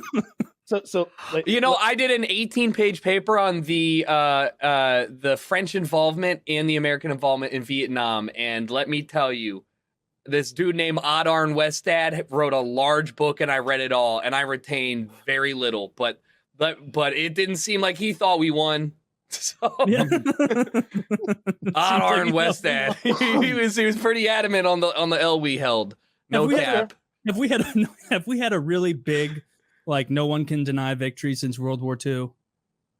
I think that was and also we kind of just stole the show there. We didn't really put in a lot of legwork. That is true. We basically showed up way far into it, and the UK is like, "Oi, bruv, we can't afford the war anymore," and we're like, "We'll loan you all the money." If we you gotta pay it back, forever, bitch. Yeah, and then we went in, and I mean, without America, they couldn't have won, right? No, no. They definitely could, because the supply chain. It was basically everybody was making a tank an hour. We're forgetting about Japan. I think the Germans would have fallen, I think, without U.S. military intervention at all. I don't think we needed to send a single troop. I think a lot more Russians and Brits and French would have died in the long run. But I think that they could have won without us probably there. We definitely needed to keep sending them money and materiel though. But I don't know what happens in the Pacific if we don't island hop across the biggest ocean in the world and just fuck shit up the whole way. The Pacific is the coolest part of the war. Everybody principally attacking. Like it was the rape in Nanking. Like they were going to mainland China. It was that the biggest of their focus there. In the Western theater. They had 7 to 8 million troops scattered throughout the region at the time of the surrender. So there were guys who had been away for so long they didn't know what had happened back home. Like they came home to rubble. They were all over the region though, from the Philippines to China and like butting up, getting close to Russia. They had conquered an enormous swath of land there. But if you look at their reasoning, this is getting real History Channel and boring. I'll stop. No, I was engaged. If you look, I'm interested. Well, it was like a video game, right? Where you're like, we don't have enough iron. Like we just don't have it. Like when you play Civ, sometimes like you just don't have iron or oil or wood or whatever. And it's like, all right, well I'm fucked. Like I might as well quit. That's why Russia's so good. They start or I could go take Woody's fucking wood. Woody's not even looking. All right, bow. Woody's wood is mine, and that's what they did, like sweeping across the region. There's your mistake. They needed oil. Stop playing with his wood. They needed oil. My notice. They needed oil. They needed timber. They needed rubber. Like they needed those things, and they didn't have them in the amounts that they wanted them. Well, maybe we'll get them next war. We got them last war. Maybe we'll round 2. No, not World War II. I was talking about the whole scope Vietnam of wars. too. Instead of Afghanistan, next war we'll bring it home. Bring home the gold. I think you're wrong about this winning wars thing. I think that we have loser talk. I think, sounds like somebody who's been beat back geopolitically. Hi, I'm an incel, and I think you're a little hung up on getting laid. It's just like all right. So like we were at war with the Al Qaeda, right? Like yes. I mean, we got the guy that ran the thing. Isn't that a W? I mean, we won that battle, but not the war. Oh, now it's battles and wars. I guess it depends. You know what we need to do? More clearly define achievable goals, and then if we achieve them, call it a win. I really agree. Yeah, but when you can always agree with you. But when you always change your achievable goals, like if Russia's goal was to conquer Ukraine in a blitzkrieg in 4 days, and then they change it to just to secure like Donbass region east. Like, does that make it a loss if they ended up with a net positive but didn't achieve their initial goals? Like, it's gonna be hard because it's really the only people that get to decide if you win or not are the people that are involved. Yeah, I think after Vietnam or during the talks to quit Vietnam, it was like peace with honor or something like that. Looking for a way to say, all right, we're fucking done, but not look bad at the same time. Yeah, there's a picture of an American GI with his pants down, ass spread. It's okay. They're all elderly now. No one's gonna care. They don't know YouTube's around. Those were American heroes. They gaped their ass for the US. Dude, I feel bad for those guys. Like they must have gone into it like we're gonna come back like our uncles and parents and we'll be heroes because they saw World War II and everything, and then they come back and like people spit on them. Yeah, which is like call them baby killers. And think about that. You get torn out of your life, drafted, forced to fight a war that you don't want to fight, and then you come home and people spit on you. And it's like you're a trash person. Like that's just wild. And they knew at the time they got drafted in, right? Everyone knew. Yeah. Oh. Well, no, not everyone was drafted. Yeah, but a lot of them were. Had to be some people may have joined because. What did they do to incentivize joining before they could give out Camaros? Because a day of the year, and every male born in a certain year on that day had to go in the next few days and register. So they'd be like, April 6th, if you're born in April 6th between 1948 and 1952, show up at your local, That's awful. I'd shoot myself in the foot. You didn't know that? That's how they did it. Lotteries. So like five different birthdays would come up every couple weeks, and if you were one of those birthdays, you were going to Vietnam. No, there's no way. A lottery number. I didn't realize it was birthday based. Birthdays. I didn't know that until I read about it. It's interesting. My dad told me some story about that once because he's 1953 in April, and he was like, I think maybe he said it was the day next to his day was like one of the came up, and it was like And I'm like, I asked him once, I'm like, would you have gone? Would you have gone and to Vietnam? And he's like, there was no question. If they come and they load you up in a truck and they fucking take you, like what am I gonna do? Go to Canada? I don't know anybody in Canada. This is my home. Yeah, so yeah, you go. I want to read this. 2/3 of the U.S. military who served in the Vietnam War, and more than half of the names on the wall volunteered for duty. The other 1/3 were drafted primarily into the Army. Beginning in 1969, draftees were picked via televised lottery based on the date of birth. Okay. A third. Yeah. Catch me sitting there with my boys drinking heavily, waiting for them. Like, come on, this is the worst Powerball ever. And there were a couple ways to beat the draft, right? One was like the Ted Nugent. The Ted Nugent is hilarious. He literally pooped himself and made him seem crazy, and they didn't. Listen, I would. There's feel the confident. Donald Trump where he had a doctor that was a friend of the family who said that he had bone spurs, right? So that's a way. But another way was to go to college, and if you can get accepted into college, I'm not getting student deferment, stuff like that. And I think there was another one too, but there were a couple ways to dodge. Probably some family-based stuff that made you less likely, maybe. There was a family-based one, but to Woody's point, I was going to bring up the other one because that's how my grandpa got exempted. If you were a farm worker who was like if you worked on a farm and like did stuff like livestock raising or like and you were deemed to be like indispensable to the running of that farm, you were part of the war effort. They took you out of it and were like, you are worth more working on this farm raising cattle or raising livestock or raising crops than you are with the war effort. And so he got a notice about that. Where I was headed with that is it became kind of class-based. Like some of these things, going to college, working on a farm, owning a farm, like it's the unemployed. It's the, we send our poor to die. Yeah. Well, it wasn't just poor. Like my grandpa didn't own a farm. He just was a worker on a farm who, like, he was 22 years old. He didn't have running water. Taylor, like it was just an amount. You're invalidating my argument. Oh, sorry. We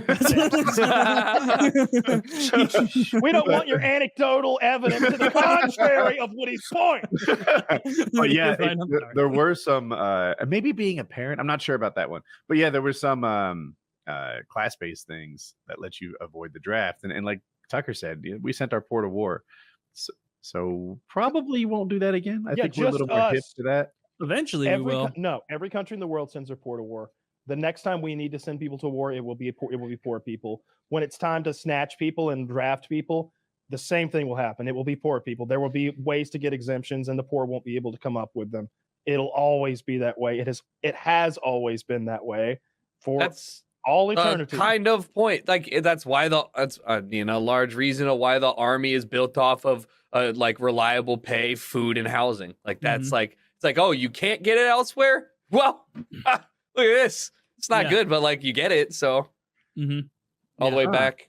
I hadn't looked at it through that lens, but I so completely agree with you. That's another reason why I say we've never lost a war. And housing. Those three: reliable food, pay, and housing. Yeah, I mean, it's literally like, don't people point to a lot of like repeat offenders as a reason for them to go back to jail with nonviolent crimes is to have a structured place like that to live.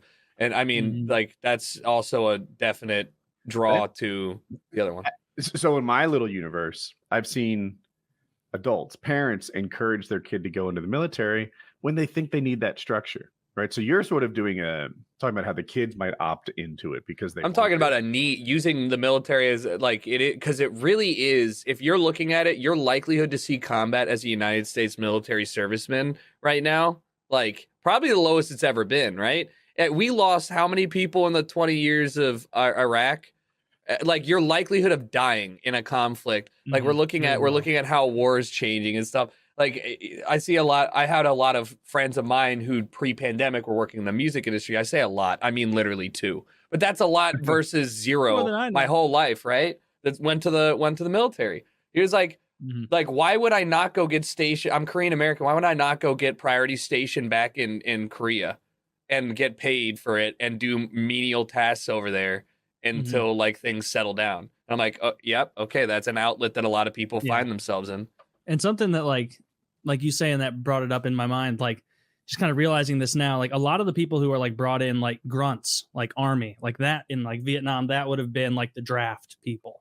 Like, and I'm like, we don't have a draft now, but I'm sure this kind of carries over is like the people, like I know a friend who's very high up in the Marines, I'll say, like not a, like he went on special missions and stuff. And he is a guy who like his whole life, he wanted to be a Marine. He had toys of Marines as a kid. That, like you asked that kid at 7 years old. I remember because we went to first and second grade together, all those schools. Everyone else was like, I want to be a police officer. I want to be a dinosaur. And he's like, I want to be a U.S. recon Marine. And they're like, what? And he's like, yeah, a recon Marine, like a scout Marine, like a sniper. And it's like, you're 6. What are you talking about? And he was obsessed with that his whole life. And so like, I imagine that a lot of these like creme de la creme, like elite guys, like the SEALs, it's not someone, it's not like it's not like a Captain America where some loser comes in and they're like, you happen to be the best Marine of all time. Like, no, these guys like want to be the tippity top and they train for it. It's like the backfill of the bulk that is like people who don't want to be there. Yeah. Well, I mean, I don't know what the death rates are like, but I would actually imagine a lot more of the like operation teams die by. So to Kyle's point, primarily Egypt, Syria, and Jordan. Okay. 3 powerhouses. I mean, again, I've heard of Egypt. No, I've heard of Egypt. You know what? I've heard Egypt is in their heyday right now. Like, it certainly wasn't. Dude, that would suck to be born in a country and be like, I mean, we can look back and be like, America's like, we were at our peak, like right after World War II. Nobody could fucking touch us in anything. Like, imagine being Egyptian right now. And it'd be like, oh, don't come at me 7,000 years ago. You don't even know. Before the Romans with their newfangled technologies bullied us and all that, we were a big deal. The Library of Alexandria. This is, yeah. I heard the whole idea of so much knowledge being lost at the Library of Alexandria is nonsense. It'd be really sad for it to be true. So it's easier. Yeah. Well, I mean, they're always finding that various pieces of geometry and stuff were discovered way before. It was always find interesting that they'll find some cuneiform tablet or something that indicates they had some knowledge of geometry or astronomy too. When you look at those really old civilizations, and they've got all that stuff built for astronomical or astronomy purposes to like predict the eclipses and stuff. I still don't know how they're doing that. I don't know how you look at the stars and predict when the next eclipse is going to be. Oh, I have no idea.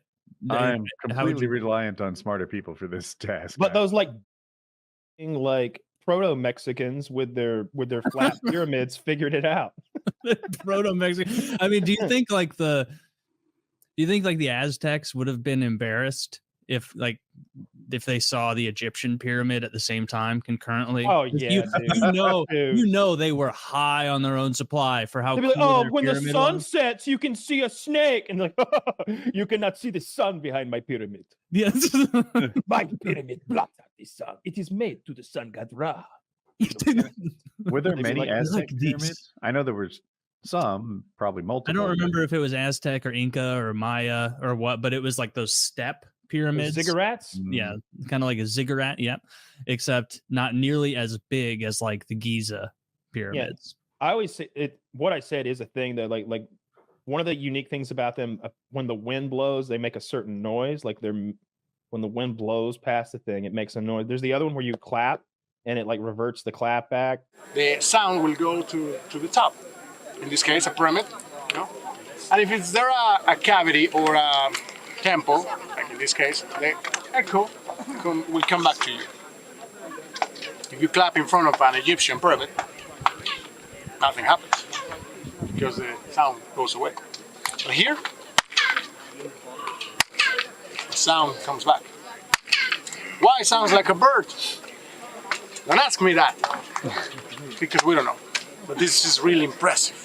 And then when the sun sets on one of the equinoxes, you see like an animal's shadow like walk up the building or something on one of them. So they did a lot of stuff like that. But I think that pales in comparison when you look at the Giza pyramid, that gigantic in pyramid. Fairness, they're both really cool. Like they always say those are burial tombs or whatever. I don't even know what the fuck they are. I don't think they found people in the Great Pyramid. I don't think there was a mummy in there or anything. Didn't they find Tut in a pyramid? I don't know where he was in a tomb, Taylor. He was in a tomb underground, I thought. But I don't think that there was a mummy or like a king buried in the Great Pyramid at Giza. I I don't think they know what. Isn't that theorized though that like they were, but I mean thousands of years of bandits and thievery, like everything's been looted out of it. I don't think there's a tomb chamber though. Like they don't. I don't think so.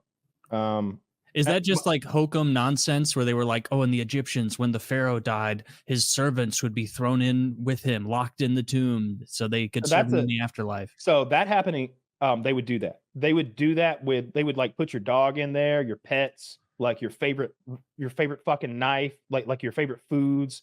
They would set the place up like there was going to be a finger snap, and everything in this room was going to be transported to the afterlife. Like that dead black guy with the Xbox. Yeah, exactly. But I'd be a total asshole if I was like, my favorite thing is my wife. Bury her with me. Yeah, they do that. Honestly, she might be still alive at this point. She might be volunteering. She might be like, yes, yeah, let's go. Dude, I'd be like, and bury me with the entire Chicago Blackhawks organization. And then I'd do a little bit for St. Louis and Beyond the Grave. Hey, Taylor, some of these people are retired. I haven't forgotten. Patrick Kane being dragged screaming into my catacomb. Just Did you see that interview where they asked I think it was the GM of the Chicago Blackhawks, just hockey questions? I didn't see that. No. Oh, they had no idea who this guy was. And they're like, do you like hockey at all? He's a little bit. And they're like, name your 10 favorite players. And he's like 9 of them were Blackhawks, like going back a bit. And he obviously knew what he was doing. It was pretty cool. I think you'd like it even though you hate the team. Oh, I would enjoy content like that. I'll have to try when Genghis Khan died, they did that thing where they killed all the guys who buried him, and then they killed all the guys that killed them. But how do we get this story? Because I think someone was like, yeah, I killed the guys that killed the guys that buried him. I don't know shit. And then after he said that, they killed that guy. But the guys who heard it in the other side of the room, they told us. They told me. Yeah, seems. I don't know about this one. You always ask those questions, and it's like, because historians say so. Because historians, I feel like he's a bit of a flat earther. He doesn't believe it unless he saw it. It's I feel like I'm a hollow earther. You immediately become Mac, being like, "Have you looked at the files? Have you combed through the documents?" I think it sounds I think it's a real common sense question to ask to tell a story that's like, do you know that Genghis Khan's burial party was murdered by a secondary group, and then this secondary group was killed by a tertiary group, and then this group themselves were executed to ensure the secrecy was upheld? And it's like, okay, so who talked about it? And who wrote it down? Would they not immediately be like, oh, Mr. Historian, we noticed you wrote some stuff down. Can we take a peek? And he's like, no, not for at least 3,000 years.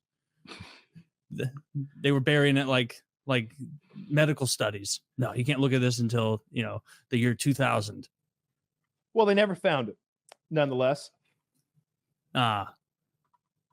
Well, is anyone looking? I mean, probably not. He's somewhere over there in Mongolia, I would imagine, right? Mongolia is a pretty country. That would be, if I wanted to travel to Asia, Japan would be neat because of how many people there are and all their cool vending machines and technology. And then Mongolia seems almost like untouched. Taylor, there's only like 4 million panties right to you. You don't have to go to Japan to find a vending machine. No, I do. Okay. I have to go. It's probably like it's like seafood on the coast. It's just better. Like that's what you get. You get fresh Japanese panties right out of the vending machine, and then afterward you get yourself a Sprite Zero Chill. Yeah, we dominate the animal kingdom so hard. Like none of them are even like, who's even second place? Like I feel like if you really want to dominate the animal kingdom, you have to start breeding them out of existence, right? We need to bang so many donkeys that purebred donkeys aren't there anymore. We've on accident done that to whole species where we're like, oh, I'm sorry, was there some kind of anteater that used to fuck around here? Not anymore. I needed cheaper paper. I don't know what you're referring to, but it's still funny. I don't know, like cutting down the Amazon wherever anteaters live. There's a really good series on YouTube, and it's like all of the animals that the Romans would have seen that are now extinct, all the animals the Egyptians would have seen that are now extinct. And there's a lot of them. It's kind of sad. There's all these There was some sort of pigeon that was super numerous. There was a hunting competition, and the winner loss. They killed like 3 billion of them or something. The winner of a hunt would kill 50,000 birds. They just killed them all. What do you kill them with? Shotgun. Wait, when was this? I don't know, 1900s, early 1900s. I thought you were talking. You seamlessly went from Rome to this, and I'm like, no, how are they getting so many?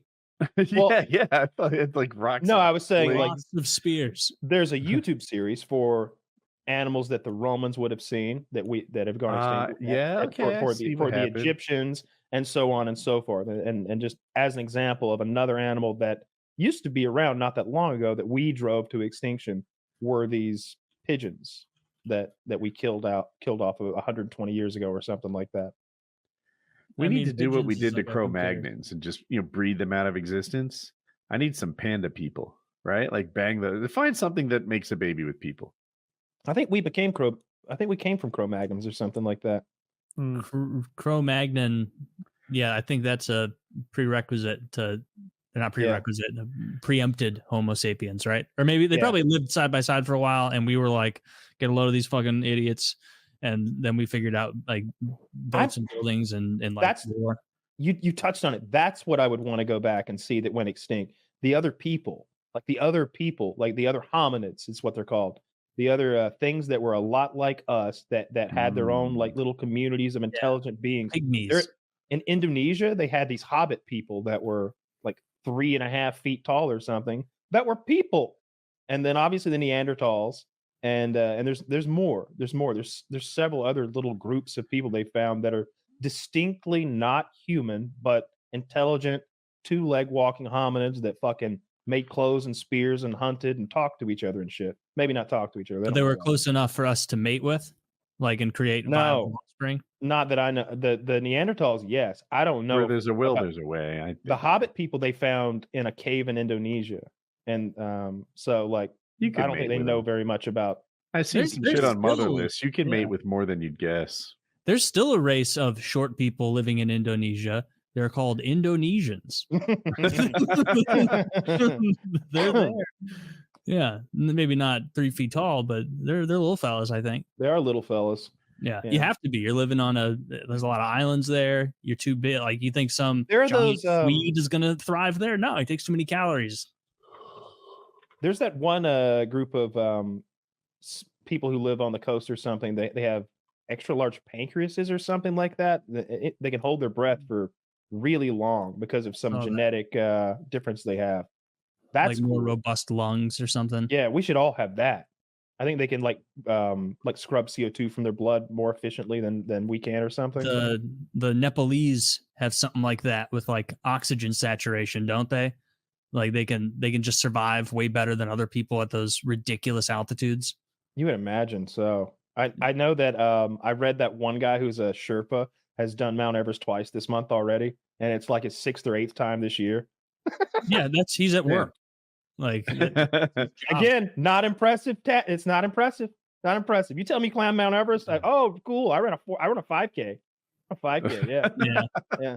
It really isn't. So we're like, hey, you got to commit. You got to commit. You got to train. You got to really focus. Mount Everest, not expensive, though. Yeah. Not for me.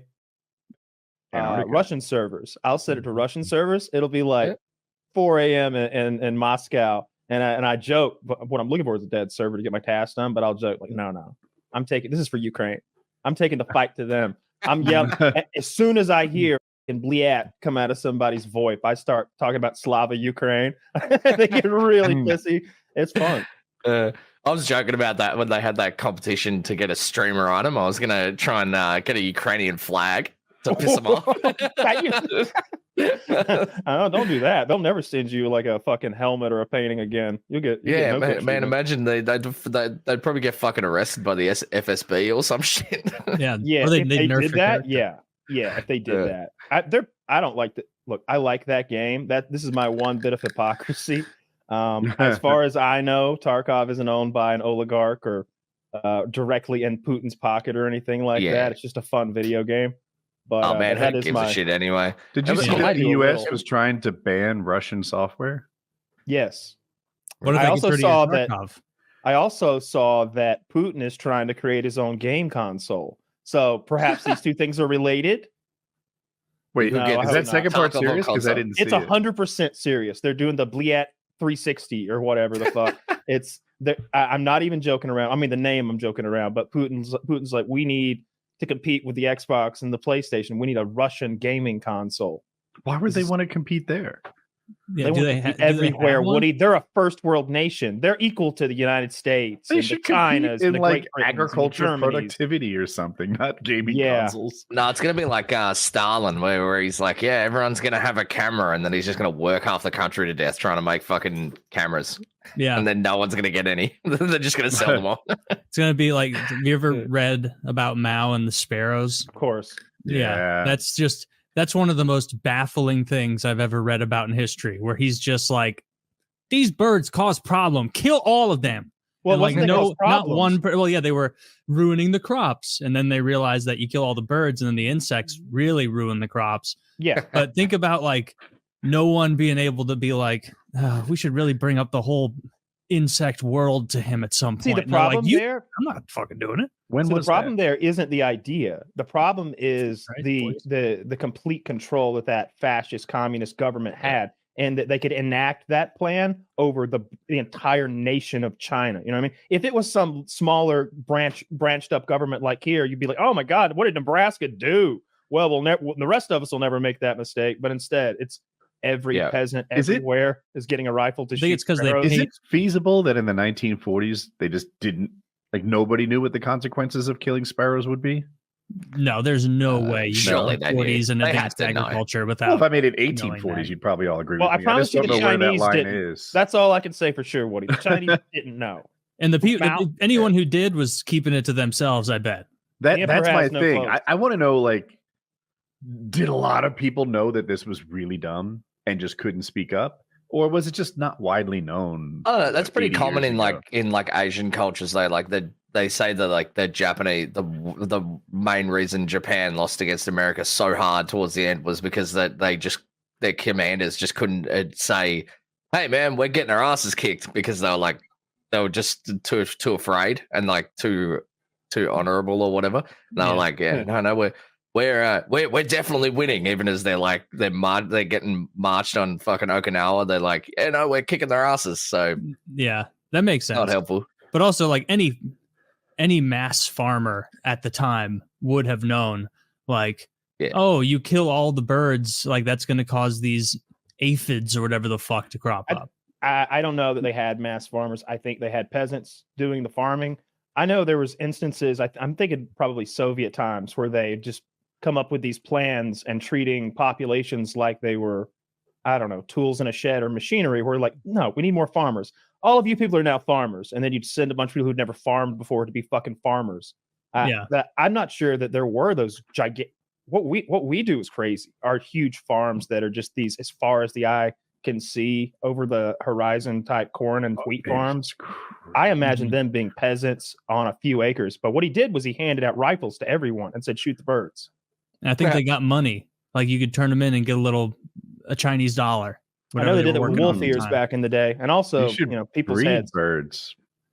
That would, I guarantee there was a dude breeding birds. It's like, oh, I find loophole. I think that happened with snakes in America. I'm not sure. RuPaul? It did happen with snakes. A yes. RuPaul. You've heard that too? Yeah. And, and then so then they said, fuck this shit. We're not going to pay you for breeding snakes. And the breeder said, well, then if these are worth nothing, freedom. and so now there's like tens of thousands of snakes. So you get this interesting study in economics and ecology and just humanity being shitty. And I guess, capitalism as well. It's pretty fun. You told me Is it- about that That snake sounds shit, less right? insane to me. Is it because it's my country? Would the Chinese think the sparrow thing wasn't completely stupid because it's theirs? No, I mean, they like don't do it tens anymore. of millions of people died. They knew it was Yeah. dumb. Yeah. It's pretty Well, bad. I mean, there's pros and cons. Like it's But just that- like but the that- one. yeah. It's the one with the like Mao the has like a prize hunting. Gretzky-esque record compared to like Stalin and Hitler. Like I one of think even those like Stalin not Mao even was close. insane. Yeah. Oh, Is no, he that far ahead of Stalin? Because I felt like Stalin took out like 10 mil as well. Stalin took out a ton, insane. but Pol Pot was pretty good. I think Mao dwarfs everyone. Where does Genghis Khan rank? Probably OG fucking platinum. He wasn't that bad. There weren't that many people back then. I'm getting various answers here. They killed the dogs and cats. No, he had rules where you could like continue to live in your own culture and like self-govern and stuff as long as you paid taxes and dues to the Khan. And he would remove monarchies and put in meritocracies, and a lot of people benefited under Genghis Khan's domination. Yeah, I mean, the wars that he fought were bloody, but I believe that most of what happened after, like his ruling class, wasn't as bad. So, bloody if you fought back. If you just said, "Welcome, dear conqueror," everyone, welcome our Genghis Khan. Then you might be a new local leader. Yeah, I don't know about that guy. I don't like him. You're talking about my great grandfather. Mine too. No, I didn't actually. No, I think I want to dislike him. I want to dislike him right now for the point of discussion. But like the horseback archers is such a cool vibe. Like that's neat. Like running around shooting a bow and arrow from horseback. Prima Nocta is the cool vibe. Like if you're Genghis Khan. I can't remember if Prima Nocta is one of those things that probably Kyle at one point told me, like, it was nothing like that. Or if you led me the other direction, was like, oh, that was a real thing. Because you could lie to me right now either way. Mm-hmm. If it was something that never happened, or if it actually did. If you put a gun to my head, I'd probably say it happened. But I don't remember the historical stuff. Obviously, I remember the Braveheart references. Yeah. And that does seem like something the English would fucking do. So maybe. It's definitely an English thing. Yeah, because they hated the Scottish though. Surely they did it to try and breed them out, and ensure loyalty, and all sorts of things, and just get laid, right? Exactly. That's part of it. A lot of the witch persecutions was about that. They just wanted to like disrobe and torture ladies. I saw an interesting green text recently about the state of modern women, and it was that after generations and generations. When you had me a green text, bro. So I was popping around Pole, and I went to 4chan to learn about girls. How'd it go, Kyle? Tell us more. First of all, it's, we're there's good folks over there. On both sides, sure. On both sides. There's people on both sides of 4chan that are good people, okay? Shit. Anyway,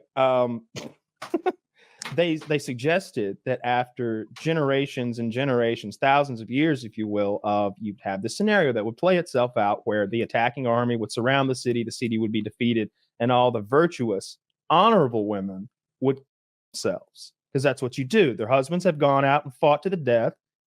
They didn't win. Now you kill yourself. So that not only you can meet him in the afterlife, but so that you won't be and dishonored, because your honor is your family's honor as much as it is your husband's honor. You're doing everybody a solid, including yourself, unless you're a dirty whore and you don't care.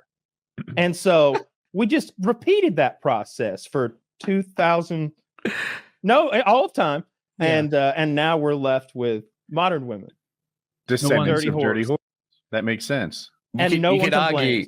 You could argue that only brave men have died then, so that all men are now descendants of pussies. You could argue that only strong fighters have won, because that's all that's fucking left. Right. Look, there's Flush. We only do the anti-woman part on the show. We're sitting here. All people. If we're sitting here, we're the descendants of the people who were best at fucking surviving in a scary, awful fucking world. We've got good genes. Up until like 60 years ago, then everything became easy. Now people don't die in childbirth and shit like that.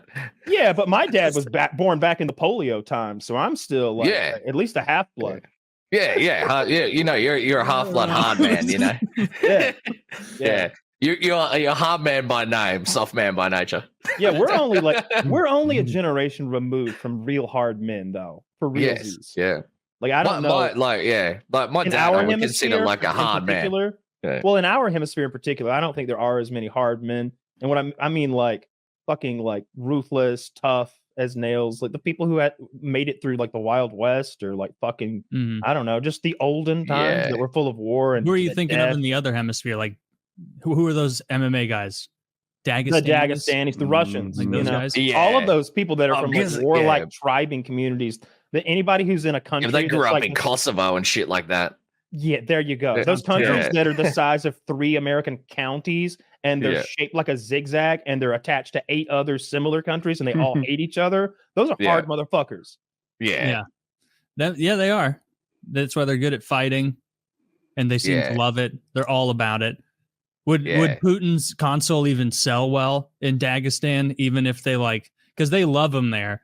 But I guarantee they're not going to be. I bet they don't even have like 360. They're on that there. Sigma grind, right? They wake up every day. It's like a Saturn, bro. They're still huffing on CDs and that old they're blown into cartridges. They're not up to CDs yet, for sure. No way. Bears. Audience has never blown into a cartridge. Yeah, they have. Retro gaming is so big. That's got to be. Right. I see that on Reddit. I choose to believe it's fucking bots. I get that. Like, if you're 15, maybe you haven't seen a cassette recent. Maybe you don't know what a cassette is. But Jesus Christ, y'all, all of y'all out there who are like 20 plus, y'all know what an audio cassette looks like. You probably listened to one. Your uncle probably has an old truck with a player in it, and he stuck some George Strait in there one time. Like I don't know. Audio cassette, probably not. I think you might be going too far. Retro gaming, yeah, maybe cassette, but cassette's a breach. A 20-year-old was born in 2004. Yeah. And so CDs I would not be gone surprised at all if they have no experience whatsoever with cassettes. Like, they probably barely have used CDs. They've never put they probably haven't used CDs. Like, 2004. Oh, they've never done one of those. They put the pencil in there. Man, I bet they look at that and they're like, "What?" In olden times, they would force the children's fingers into this slot. That's how they got you to read. Yeah, if you look in the old paintings, the children have very pointy fingers. Look at how grades went down after they got rid of that. You know, another historical thing that I've recently kind of come full circle on is Christopher Columbus. You know, like I don't know why I was so pro Christopher Columbus, but he was an absolute monster. Just a horrible human being. Somebody was saying that recently. Was it Neil Tyson? NGT, whatever his name is. I don't know. Okay. What did you learn? Because I didn't follow through and read it all. I was rewatching The Sopranos recently, and there's a whole episode around it, and so I started doing a lot of research. He would be tried for crimes against humanity today. He was enslaving, taking the natives as sex slaves. He was cutting off the hands of any of the men above a certain age so they couldn't like do war against him. Like his own quotes are something like, "With 50 men, we could subjugate them and have them do our bidding," or something, you know, something in 1500s talk. He was an absolute monster. He was a slave trading, genocidal boat captain who was out for profit. The thing about like anyone like that is I feel like you almost have to judge it by the times, because when you phrase it that way, like, of course we all know that's terrible, but like when you say it like that, it's like, do you think all the other captains out there were like, this Columbus guy, look at how far he's going, this is getting out of control? Like, they were all shitheads. That's just how you ran a tight raping ship. People. When they said running a tight ship, they were talking about the tourniquet on the wrist. Tight. Look this up, guys. This is true. I have no problem with looking at it within the context of the times. George Washington owned slaves, right? But don't raise this guy up to be a hero. Don't have a don't act like Columbus Day is something to be necessarily proud of. I mean, he was the captain of the ship that made its way here. And if I remember correctly, I hope I'm not confusing him with a different like explorer. There was some kind of a bonus that would be paid to the first person who laid eyes on the like new territory or something like that, like from I don't know, the government back home, the Spanish government, whichever sailor sees the rock first, he gets like a pension is what it amounted to. And some guy was like, land ho, and Christopher Columbus was like, no, I'm gonna see it in like 2 days, and like he took the pension. Fuck that guy. Fuck that guy. Just raping, murdering, enslaving. See, the only way I'm okay with us getting rid of Columbus Day is if it's immediately replaced by another day that we also get off. I will not be a member of any. I don't care if we get a fucking Genghis Khan Day, like Attila the Hun Day. I don't care as long as it still gives you the day off. I'm fine. But what I will not stand for is people coming in and stealing our days off under these social justice pretenses. If you're gonna, like Woody says, if you're gonna have an idea, if you're gonna say nay, you got to have a pro for it too. So you can't just show up and say no more Columbus Day. You have to say we're gonna have XYZ Day. I have a pitch. Everybody, you still get the day off. I have a pitch for you, Taylor. I think you'll like it. Okay. We'll get rid of Columbus Day and we will replace it with a floating holiday of your choice. A floating holiday. Mm-hmm. Any day of the year, take it. Oh, this is way better. Yeah, right? Always. Okay, you know what? New plan.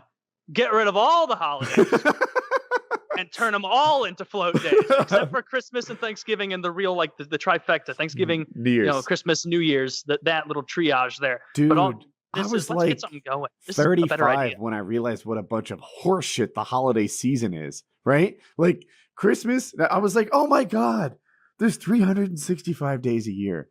We get 6 off over the course of 3 months. Mm-hmm. And this is the holiday season?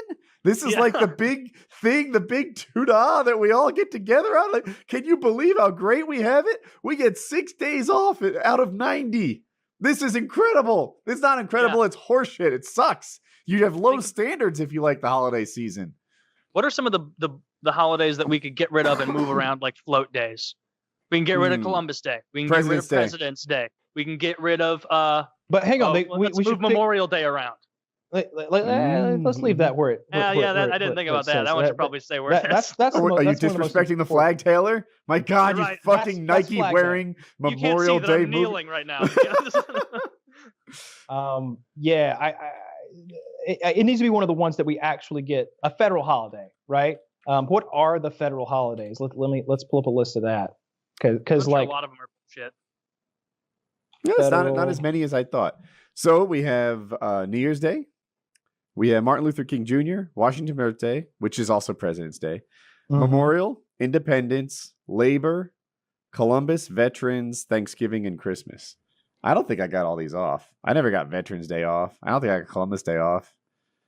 All right. I say we keep all the days off. We keep Christmas, Thanksgiving. Veterans, you're going to have to pick Veterans Day or Memorial Day because one of those, we're getting a float day for one of them. Mm-hmm. You get one of those. And Independence Day, because that wouldn't make any sense to not do that then. But George Washington's birthday. Hang on a goddamn minute. You leave George Washington alone. He is my favorite president. I'm not. I don't dislike him. I just want the day. You know what? If I were to speak to George right now and say, hey, we all respect the hell out of you. You're still like ranked number 1 by a lot of people, and we've got a lot of presidents. So you fucking killed it. I wouldn't say that, but would you mind if we used your federal holiday of a birthday and we kind of made it like a float day, like moved it around? He won't care. He wouldn't care. He would like talk about how to be wary of the redcoats and things that aren't relevant anymore. And I'd be like, oh my God, like we totally hosed those guys in World War II, took most of their empire by giving them loans so they could fight. It was great. You would have loved it, George. Lend-lease program, yeah. Yeah, and he wouldn't mind. So Kyle, I think you're on the wrong side here. I think you're thinking George would have been offended. I don't think it's about what George would want. Because it's his birthday. He doesn't. All right, fine. I guess if we could ask George, I would be okay with whatever he decided. But I won't allow you to put words in George Washington's mouth. I think I represent him well. I don't think you need a new accent. Kyle, which are the ones that we can't move? That we can't move. The ones that we. You're Mr. Strict over here. Christmas, Thanksgiving, Independence. Honestly, this is a good. I feel like we've got it really well narrowed down. I mean, honestly, I don't feel like Martin Luther King Jr. is as important as the rest of them. He seems least important to me, but I definitely think he deserves his day.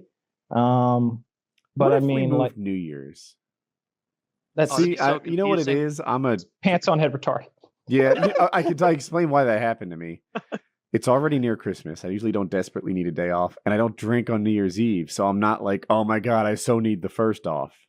But it's the only holiday that's actually about a chronological event, though. Like it's the one that they're all cannot, chronological by events. definition. No, like most of them are made up. My like, birthday is a chronological event. Okay, fair enough, but we can I celebrate think what Kyle's saying mainly is like this is a date by which like businesses are making decisions on, like setting Well, like, their different New Year's quarter Day plans. is like it doesn't. We can't just decide when it is. It's like it's We'll fucking rename it Float Day. Float Day. All right, so Kyle, you're saying we keep Christmas, Thanksgiving, Independence Day, and then the veterans got to vote on Memorial Day or Veterans Day, which one stays, and then Columbus, Labor, Memorial, or Veterans. Frankly, Washington, I don't know the difference between MLK. Memorial. They all go, but New Year's stays as well. So I guess Veterans Day is for people who survived being in war, and Memorial Day is for those who did not. Yeah, that sounds right. I'd never broken it down like that, but that makes sense. I never considered it really. What if Veterans Day is for people who did and didn't survive, and Memorial is just for the didn't? As the subset group, that's the one we should get rid of. Yeah. I think the ones I don't know. I think the ones that died deserve at least one full day of their own. But the ones that died are also veterans. By the time we're going to be through this list, Kyle, you're going to want all the holidays in the same place. You're gonna... All right. I think we need to expand. Like throw Arbor Day in there, Earth Day. It's making a lot of sense. Yeah. Pretzel Day. It's too bad like every president doesn't get their birthday off. Or that we don't get presidents' birthdays off. That'd be pretty dope. I would choose presidents based on their birthday. Be like, we're really weak in August. We got any August candidates running? You don't get shit off in August. What party are you looking for? It doesn't matter. It won't matter enough in my life. It's just... You'll all agree with this. Fucking voting day. Presidential voting day should be the day fucking off. Federal holiday. Although, those of you, you leave the fucking liberal cocksuckers out there who are getting all, yeah! They don't have jobs. There's a hole in your theory. Voter ID law is mandatory if we do that. All right. Yeah, I was going to bring up voting day, but I didn't want to go politics. You're never going to get pushback from me, Kyle, on we should get this day off. I'm like, no! I'm on your team with that one. Yeah. No, I do like the idea of voting day off. I don't know how much it would impact voting. Still be nice though.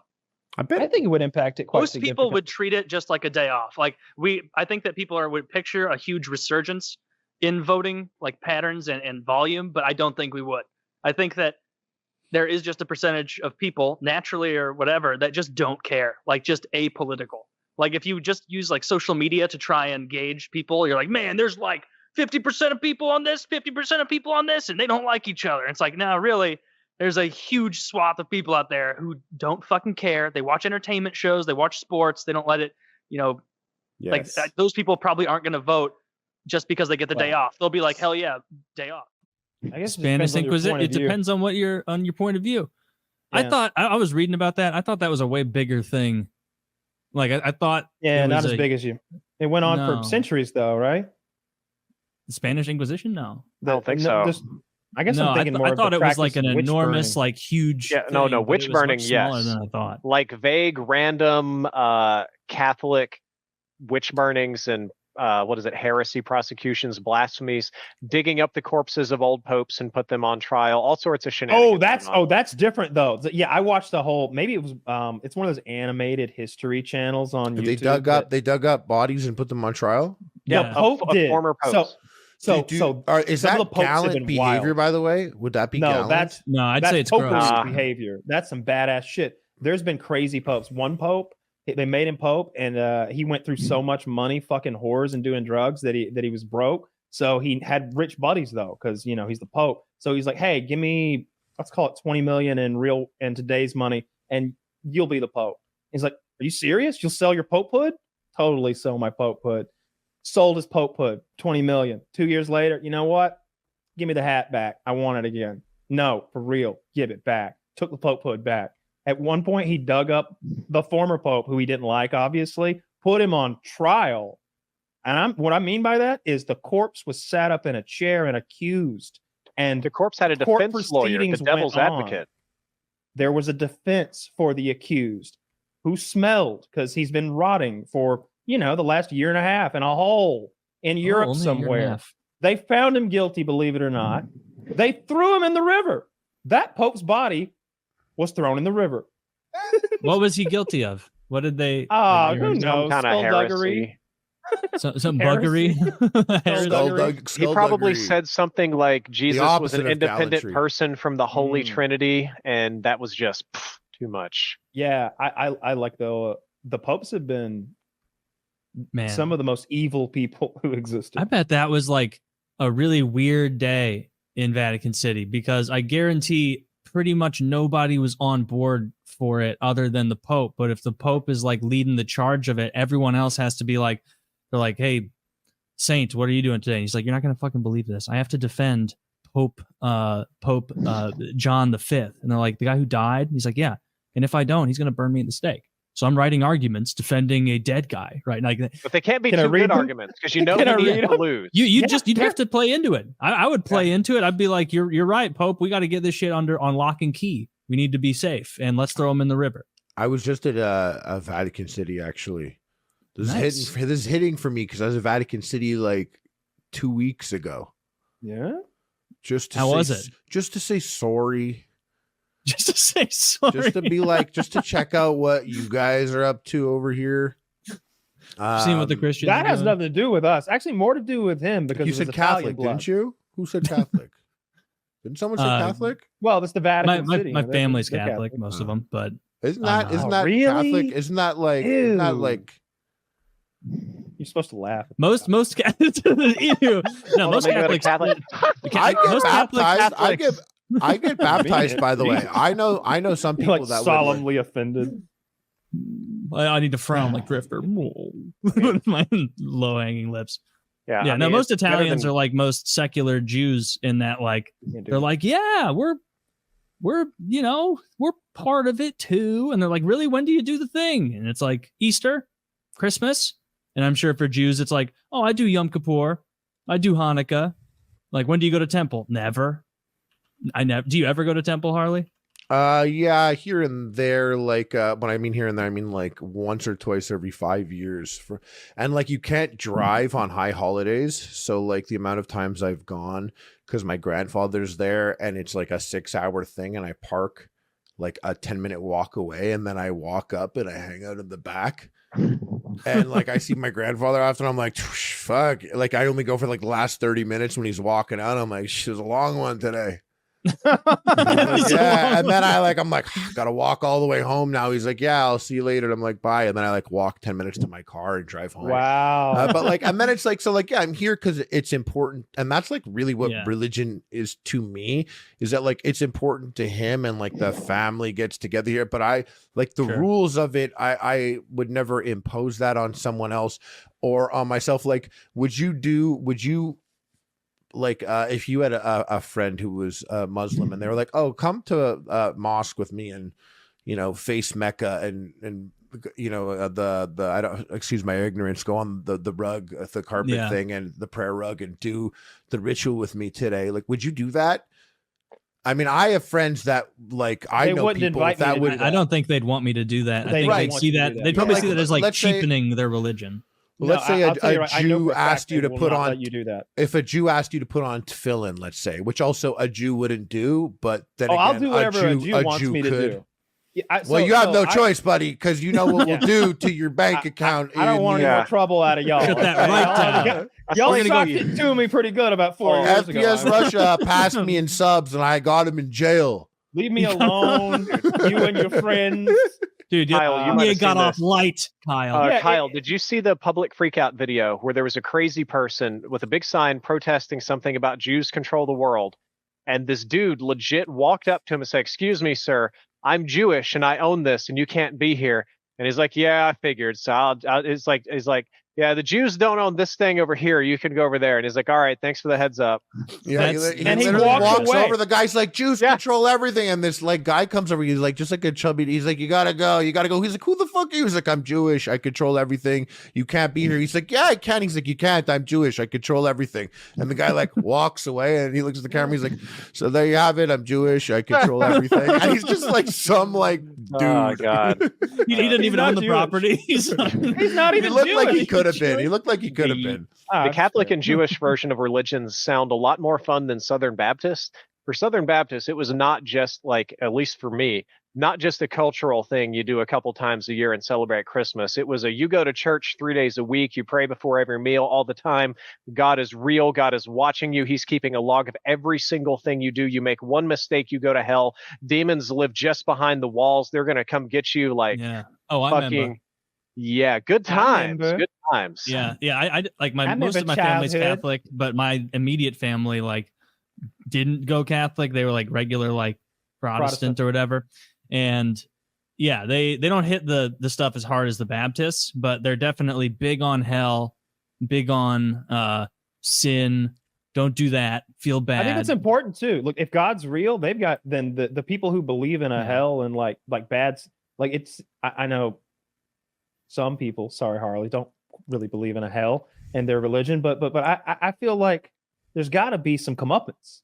There's got to be, right? Or then if there's a really good place, there's got to be a really bad place, probably. If there's no comeuppance for doing the wrong thing, then why would I do his right thing? Because I just don't get it. If we're all going to the gold fucking streets and the clouds or whatever the fuck and the paradise, then why shouldn't I be out for me until the last 5 minutes? That's probably what a lot of Jews started thinking, and other Jews were like, yeah, we got to switch the system up. We got to come up with a new story because these people are, I don't know what to tell them. Like, we got to figure out something. Like, we got to switch the system up a little bit. But if you told me that God was real and he wants me to live this humble life where I'm trying to make others happy and live for, and glory to his name or whatever, and blood of the lamb, such and such, then I'd get right on board with that if I thought he was real, though. I could see doing all sorts of violent things in his name. If there was a real God and he told you there were some bad guys you needed to go get, tell me you wouldn't go get them. But wait, but what's the like two things? Yeah. Like in that sense, like then it's just we're the heaven waiting room. Like we create us and put us in the waiting room. And if it's all about heaven, like this is like really short and like I'm being tested, but you made me. So like you did this. I like we did this. This is a collaborative thing. Like, like why'd you make my brain this way and kill my parents? And expect me to like follow the rules. Like you did all this, like, and also if they're like, if he was like, you gotta kill these people, I'm like, who are they? I'm just tired. I'm tired of being pointed at others and being like, that's them and it's their fault that anything's not good right now. Then he looks over at me and he says, see, Kyle, that's how they are. Get him. That's why they can't be with all us, these Kyle. Jewish goblins come from the underground and they're like, yeah. You realize that come hurry. You realize that Kyle had begged God to give you and your people one last chance and you had just spoiled it. And I was like, how much it gonna cost? I said before sorry, I was go ahead. I was gonna talk about Islam again, so like it's not important to you. I guess I'm kind of bordering on that because their whole thing is like they're like, hey, God hates these people and what they're doing. They gotta go. Like that's his thing. He told Abraham, and he told this guy, and now that's what we do. We kill them when they don't do that. When they do that thing they're doing over there, and they're out to get us, and it's. With us or they're dead. That's how it is, Man, if you believe that, it's time to get a fucking vest, right? Like, it's time to go, right? If there was a real God really telling me that some people had to go, it's like, all right, how do I do it? What do you want me to do? Yeah, if you believe it's God, that's why so many people do things like that when God tells them. Because, like, if you really believe that God tells you to do something, like, people tend to do it. See, if a true believer like that just becomes schizophrenic or, loses their mind in some way where they're hearing a voice and they have this strong belief in a God already, and now the voice, because of their mental illness, is taking that role on and it's saying, hey, God here, the guy you've been learning about and worshiping your whole life. Do I have some shit for you to do? Oh, it's the same. I think that Satan probably did it out of jealousy, where he was created and to serve. One of his main, he was created to serve. All the angels were, and he pridefully believed it was jealous that the Lord then made humans, because he thought, you've already perfected creation with us. We're more impressive in every way than these beings. But they betrayed God and said, no, we're not going to follow you. And so he leaned into the humans. And so the way that Satan strikes back against God is by corrupting that which God cares most for, which is That's humans. the second movie, Satan Strikes Back. Satan Strikes Back. Yeah, it's a That's trilogy. pretty much accurate. That's how that works. Satan fucks with us just to fuck with God, at least according to most theology. It's the way he can undermine what God cares about, which That's is why, honestly, like at the end Return of the Magi. end of the Torah, they're like, people aren't buying this shit anymore. We need the story's great. They love the story, but we need a hero and a villain. Yeah, we're gonna need a hero and a villain for part 2 here. Well, I mean, you got a great villain in Satan, the ultimate villain. Like, and you're not going to knock Satan out in the first. Well, that's movie. why I'm Jewish, but like I don't know, that shit you guys got going on is pretty sick. Like I became a GI Joe collector because I loved Cobra, you know, and I'm like Satan's like fucking sick Cobra, like angels are pretty cool too, though. Archangels, they have like have you met the devil wings. in Baldur's Gate yet? No, I haven't, but I will try and fuck him. He does not interested in that, I don't think. But he's pretty slick with the. That's all. That's not on brand. It seems like he'd be all about that. I think his name is Raphael. He'll appear over and over and kind of be a bit adversarial. He really does seem like the Christian devil, though. He sort of tempts you and takes you to. Well, a that's paradise. definitely the most common devil. Yeah. Well, I guess it's like the biggest that. religion, so that makes which sense. is based on Hades, kind of. Yeah, based on. Did you guys play the game Dante's Inferno? It was kind of like a God of War clone, kind of. Yeah, it was like a God of War clone, but it was really good. I thought it was amazing that you get to cleanse or murder unbaptized babies. They're like one of the key enemies. But you fight Satan as the final boss, and he's like 12 foot tall, and he's got this monster like 12-inch dong that's like flopping around in your character's face for the whole fight. It's Have you seen the movie? He has to be offensive even as he fights. That's Satan's. Have you seen the movie? You have Dante's to beat him Inferno? in a rock off. Yes, I think so. So there's an animated movie from 2010, I think, called Dante's Inferno. This is made from the same game, by the way. I think this is connected. By the way, I think it is. It is. It was a promo for the game. Yeah, and it is sick, and that's why the game is like that. That story too. It's cool. The book is good too. If you want to read the book, don't read Purgatorio or Paradiso. They're boring. Yeah, I believe that they were insane. like that by definition is pretty fucking crazy. All right, they were. I guess your spiritual or lordly, godly rather punishment be for these gals. Well, spare the rod, spoil the child. I think Dad said that. That was my mother. It's not even in the Bible. My father told your mother that, and she knows how to follow instructions. She went a little out there. I think she also read that part about beating your slave half to death, and it's A-okay. But she also read the passage about never using a stiletto shoe and an ice pick at the same time. Listen, I thought the Romans were hard on me. But I was looking in on you from time to time, and I mean, rough go. The Romans didn't really give a shit one way or the other about you. Oh, they gave me that cats of nine tails pretty severely. I'm going to tell you right now. I don't know if you've ever been whipped into your back is nothing but a bloody mess. Well, I mean, Woody has, but I don't know if you have, Taylor. But it is painful. I flagellate myself all the time. Well, of course you do. I'm a monk. Praise you. Oh, I feel it. Right here. You feel it? Hey, what if I kiss way lower on the cross? Nice.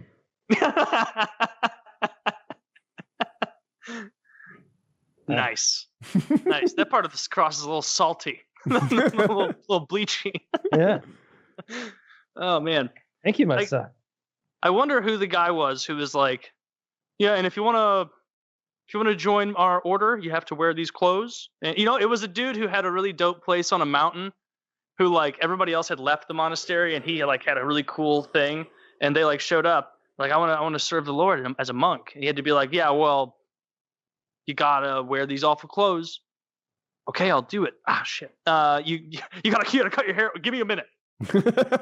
Okay, you gotta do this. This is a new rule. I just got this from God. And they're like already getting razors out. Like, okay. And he's like, fuck, shit. You gotta get up and pray in the exact same spot. So 60 years from now, a kid on a trip in a college exchange program can come and take a photo of where your feet have carved out a little bit in the wood from how much you've prayed over the decades. Like, yeah, of course I'll do that. Like, that's the real history that they're not telling you about Christianity. Is it was a bunch of cool cats trying to keep monasteries fun, and then a bunch of losers showed up and took it seriously.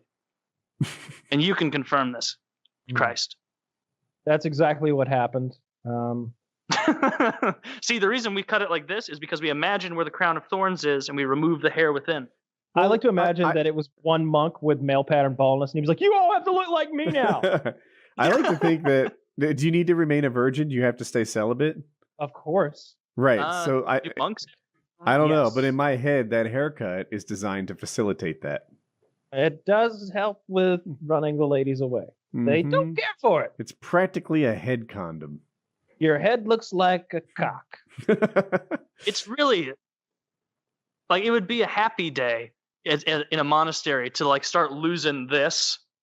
Where then you're like, oh, thank God, now I'm just bald guy. Now like I won't get made fun of every time I go to market to buy more wooden shoes and robes. Or whatever the fuck they wore. So I'm someone in South Carolina who made peas fuck and invented things about evolution.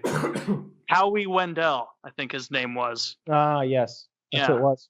Yep. He bred peas. Do you guys not know this? He made peas fuck? I know we didn't cover this in school. He did that hereditary thing, right? Like he came up with the whole thing that shows how traits are passed on with like plants, right? Yeah, I think we should cover this, but I forgot Howie the guy's Mandel. name. Yeah, Howie this is like Mandel? This is like 8th grade fucking science or something like that. He was a germaphobe as well. Also a germaphobe. I loved his work on Bobby's World. Not so much on America's Got Talent. Pretty annoying.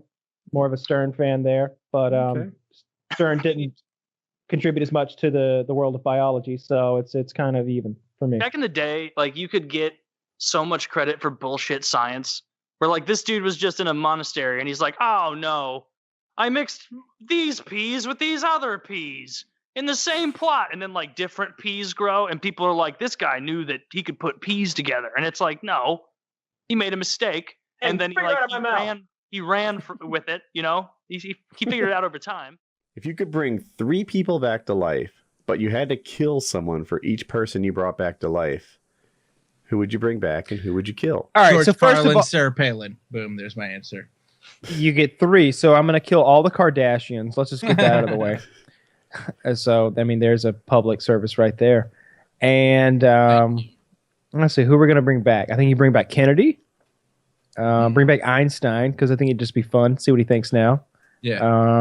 I don't know. Bring back Leonardo da Vinci, too. Really? I think why Da not? Vinci's overrated in this day. I mean, I could be an asshole and be like, yeah, let's get Clint Eastwood back. Go through him like that. But I would definitely pick Carlin, and I would kill Sarah Palin, without a doubt.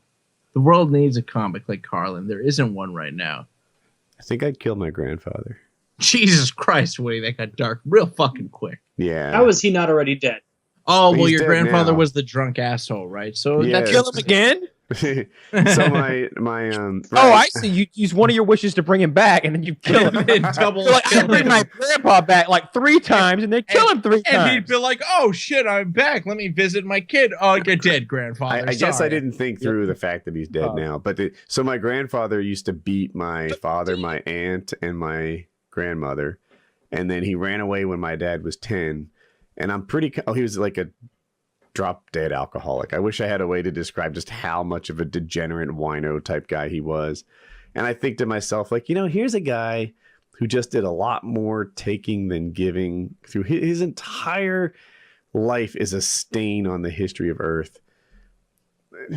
Just kill that guy, and we'll bring back somebody better. I've got a whole new way to volunteer him as tribute. Go on. I think the opposite. I think I would bring back my grandfather and be like, "Yo, look at what your son did. Okay, he made me, and he did this with his life because you were such a cunt.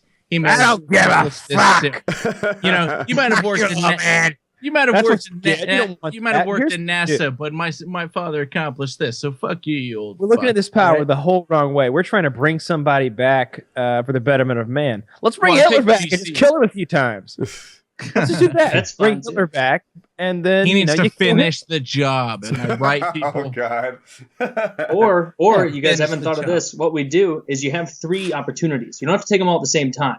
Okay. You do 2 of them to show people you have the power to do it. So it's like, I'm going to bring back fucking Rockefeller, who still has a very wealthy estate in current times, and I'm going to kill Kim Jong-un. Everybody turn on the news, and then shazam! Rockefeller's here. News reports coming in. Would you put Rockefeller in power over North Vietnam? Then would you put Rockefeller over there? Wait for me to finish. And then I bring somebody else back, kill another person. I still have one more left, and I start a religion because so many people have seen me do this. They know I can do it. They don't know there's a third limit. And I threaten anyone who opposes me that if I die, I will only come back stronger and more powerful than ever, like a Gandalf the White style threat. And they'll believe me because they know that I can do it at least twice. And you could probably go ahead and make the wish to kill the president or something to get like power. No, only evil people. I'd kill Kim Jong-un. I would kill Coney and take all the credit. All the credit. You'd be a YouTube sensation in 2012 again, Taylor. It'd just be Coney 2015 and me just giving the bird to that Nick guy masturbating. I wasted a wish on this fucker. Yeah, we got him. Nicely done, Taylor. Who would you put in place in North Vietnam, though? Rockefeller? That'd be interesting. No, Rockefeller was brought back so that in his immense gratitude, I'm bankrolled the rest of my life. Yeah, it could be Steve Jobs. Rockefeller's broke. His entire estate has been passed on. Oh, well then, okay, Steve Jobs, bring him back. He'll give it to me out of gratitude. Now the question he'll is, give does me he get his Apple out of stuff gratitude, and then he'll kill himself again on some weird smoothie anti-carcinogen That's diet. a question we've never had before, though. If you bring someone back who had the estate before, do they get the rights back to that, though? Totally. No, it's never happened before. Well, obviously it's never happened. There's no precedent. Thank you, Woody. It's never happened before. Glad I could help. I think. Yeah, I don't know. That's my plan. To that, I mean, they built it. You know, it's only right if they get it back. No. Fuck. What if you were? What if like your great grandfather started a business and you were still working in that business? If he got brought back to life, you'd be okay with him being like, "Fuck you, I'll do that." The grandfather did. Fuck him. No, the grandfather gets it back if he comes back from the dead. He built it. They could have just got it passed down to him via genetics. I remember hearing about this game that I always get the Mayans and the Aztecs confused, so forgive me, historians. Oh, I cringe when they talk about the Aztecs, because I went to UCLA and I studied about the Aztecs for 4 years, and whenever they talk about the Aztecs, I just can't stand it. Well, click away, cocksucker. So whether it's the Aztecs or the Mayans, they played this game that was similar to soccer, if I remember correctly, but the goal was a hole in the wall on either side, and if you scored, you were sacrificed. And you played to like 1 point. I would not be good at that game. So imagine a hole like 5 feet high, 6 feet high in a wall, and what it would take to kick the ball and get it to go in that. If I remember correctly, that's how the game is played. It would take a death wish. That's the hardest part. Finding someone who wants to die. And forgive me, it's been a little while. Oh, it's not been that long for me. I'm at UCLA studying this right now. You cocksucker. But they would. It was basically like soccer, and you had to. I think you could use everything but your hands, if I remember correctly. But they had, they played until they did score, and the games could be very long. And I was thinking, like, okay, yeah, it is hard to score, but I think those games are long because not just anybody was willing to be sacrificed. Yeah, do you think there were there's a lot of passing in that game, and the announcers for the season? Another game of 0-0. A lot of ties this season, Todd. Yeah. This sport looks a lot like tennis. The ball is right and back and forth. I don't want it. I don't want it. You take it. I'd be the worst defenseman of all time, just like stepping out of people's way and letting them go past. Yeah. I think most sports are silly. They're just silly. At their core, when you break down any sport, it's like, oh, yeah, you take a piece of lumber and then you hit a ball, and then you run and touch some piece of fabric in a diamond shape and hope someone doesn't catch the ball. Yeah. If they invented it's a good thing hockey is so old, because if they invented that sport now with all the overprotective parents, they'd be like, oh my God, they're wearing razor blades on their feet. This can't be a contact sport. I'm Googling there's here. Knives. There's some important information. Sure. So there's I searched for Aztec soccer sacrifice, and there's something called the Aztec ball game, and it has another name like ōllamalitzli or something. That's perfect pronunciation. Yeah. Nailed it. So it looks like the coach or sometimes the entire losing team would be sacrificed. So now there's a whole new incentive to be good at this game. And there's a bunch of other stuff like the head. No, I'm sorry. The ball is meant to guy at UCLA was cringing. The ball was meant to represent the head of a sacrificed person, and there's some other things that's spiritually meant sacrifice, but essentially you lose, and at least in some cases they would kill them, and it was an honor to be sacrificed. I see. See, that's why that's. Oh, but wait, there's some dispute. Well, okay, let me read it because I'm reading it now for the first time. The way I learned it was the winner, and the way I definitely read it was that it was the guy who scored. Check this out. You might not be wrong. It is said that the ball represented the head of a sacrificed victim. In Compilation, the ball court was the foot of the blood-stained stairs of the temple, and the ball game itself would be the scene of a sacrifice. It is believed that the losing coach or even the whole team might be sacrificed. Some historians have disputed this. Because it was an honor to be sacrificed, it may have been the winning team that lost their lives. So that's where that stands. It looks like they're... How do you find enough teams to keep playing?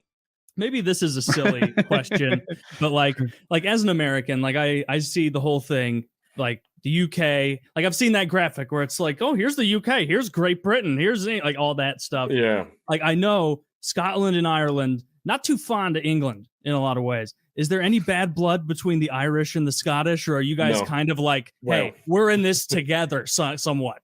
Well, Scottish Catholics and Irish Catholics get along. We're essentially ethnically and culturally the same. Scottish Protestants and Irish Protestants get along. Same thing. Apart from basically the Catholics hate the Protestants and the Scots hate and love the Irish. It just depends. But there's a lot of weird shit that most people don't know about. Like we've got segregated schools. We've got Catholic schools and we've got Protestant schools. I'm sorry, you're not supposed to call them Protestant schools. They're called non-denominational schools, but they're Protestant schools. Yeah. What is so? As an outsider, this seems like a very silly and mild thing to disagree over, right? What kind of Christian you are? You're all Christians, right? Like that's very different. It goes a lot deeper. What is the difference? Like culturally, you live in the same places. You have the same blood in you. You look the same. You talk the same. What are you angry about? It's a case of Catholics, believe in God and believe in the Pope. They like the Pope and see the Pope as the messenger of God. Protestants see whatever king or queen they have as sort of like the Pope. They are the messenger of God. In some cases, they are God. Now, the Protestants loved the royal family, and the royal family decided to go in and fuck Ireland up. Right? So that's the problem. And then also they took a big chunk of it in like the Northeast. And the Irish didn't like that. It turns out people don't like being invaded. Yeah. Let me repeat this back and see if I have it right. Yeah. It's not actually about being Catholic or Protestant. It could be orange hats and green hats. The problem is that historically, orange hats and green hats have never treated each other nicely. No, it's not about. I mean, you got to look at the core differences are huge, though, right? It was Martin Luther, right, who nailed the shit to the church and separated. And the whole idea is the Catholic Church is set up to be this fucking oligarchy, right, with these priests and these popes between you and God. Yeah. And the Protestants are saying that is a scam. They have set up a business between you and God. You can talk to God without paying a guy to handle the switchboard. Okay. Anytime you want to talk to the creator of the universe, look up and start talking. You don't need to pay that guy. Oh, and by the way, you also can't pay him when you go off and steal and rape and murder and pillage. You can't buy, a plea from your sins with God. You have to talk to him about that. Not a guy here. Huge difference, and I don't know. Was it 1,000 years of people fighting and dying over it? No, you hit the religious differences there. Like you hit a big one right on the head. If you believe that with like your whole heart, that's a huge difference of like basically one party saying, like, that's why the church hated Luther so much, because, you know, looking back, you go, oh, he nailed some edicts to the door, whatever. But it was basically him saying, you're all frauds, you're all scam artists, everyone. Hey, I'm the James Randi of hundreds of years ago. I'm calling bullshit on this. And of course, the Catholics are like, it's not just that Luther they hated everyone who was attempting, in their view, to subvert James the influence. Randi the guy who proves psychics were fake? Yeah. Okay. Yeah. I do know him. Yeah. Zach, can you Let pull me up get my his baby picture? powder out real quick. And you see the guy start sweating. The old James Randi clips where he tricks those magicians are so fucking funny. So good. I'm sorry. I just didn't think everyone got your reference. Oh yeah, I didn't, and I appreciate you. You get me there. Thank you. Yeah. That would be the best gig on earth. Just being the guy in the 70s who was like, all of these magicians are fake. I'm going to make that my gig. Disproving a 70s magician who never looked anything up online. That's James Randi. That's the wizard himself. Didn't one of the guys that he That's not how I disproved like remember him. go on to become like a fucking child murderer or something like that? I mean, he just proved so many that after a while. Yeah, I think it was the guy that done the phone book. What where he's happened like, to I his can make the pinky? page of the phone It looks book like it turn. withered. It looks like a gypsy put a curse on him. So maybe there Well, is he's magic. probably a fucking 100 years old.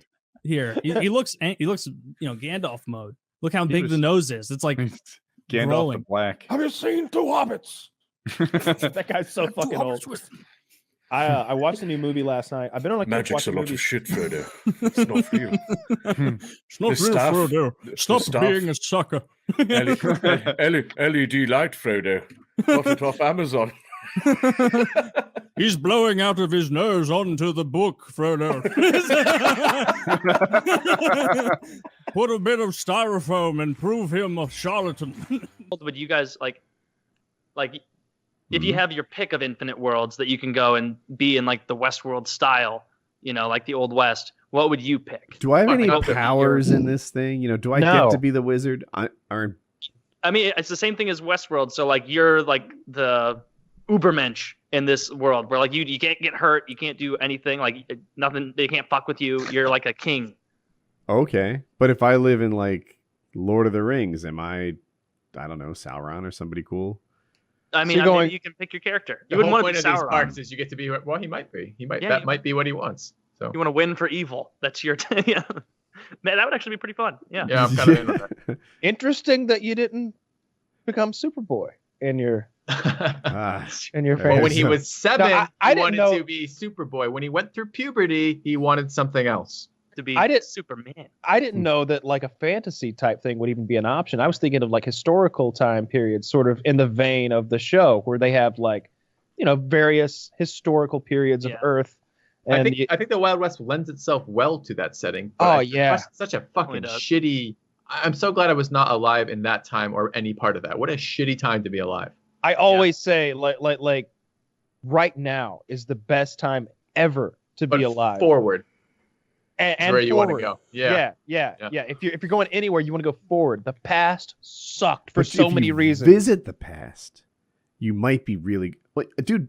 I could invent the assembly line, right? Like Yeah, but you still have no deodorant or health care. Like you got a staph infection?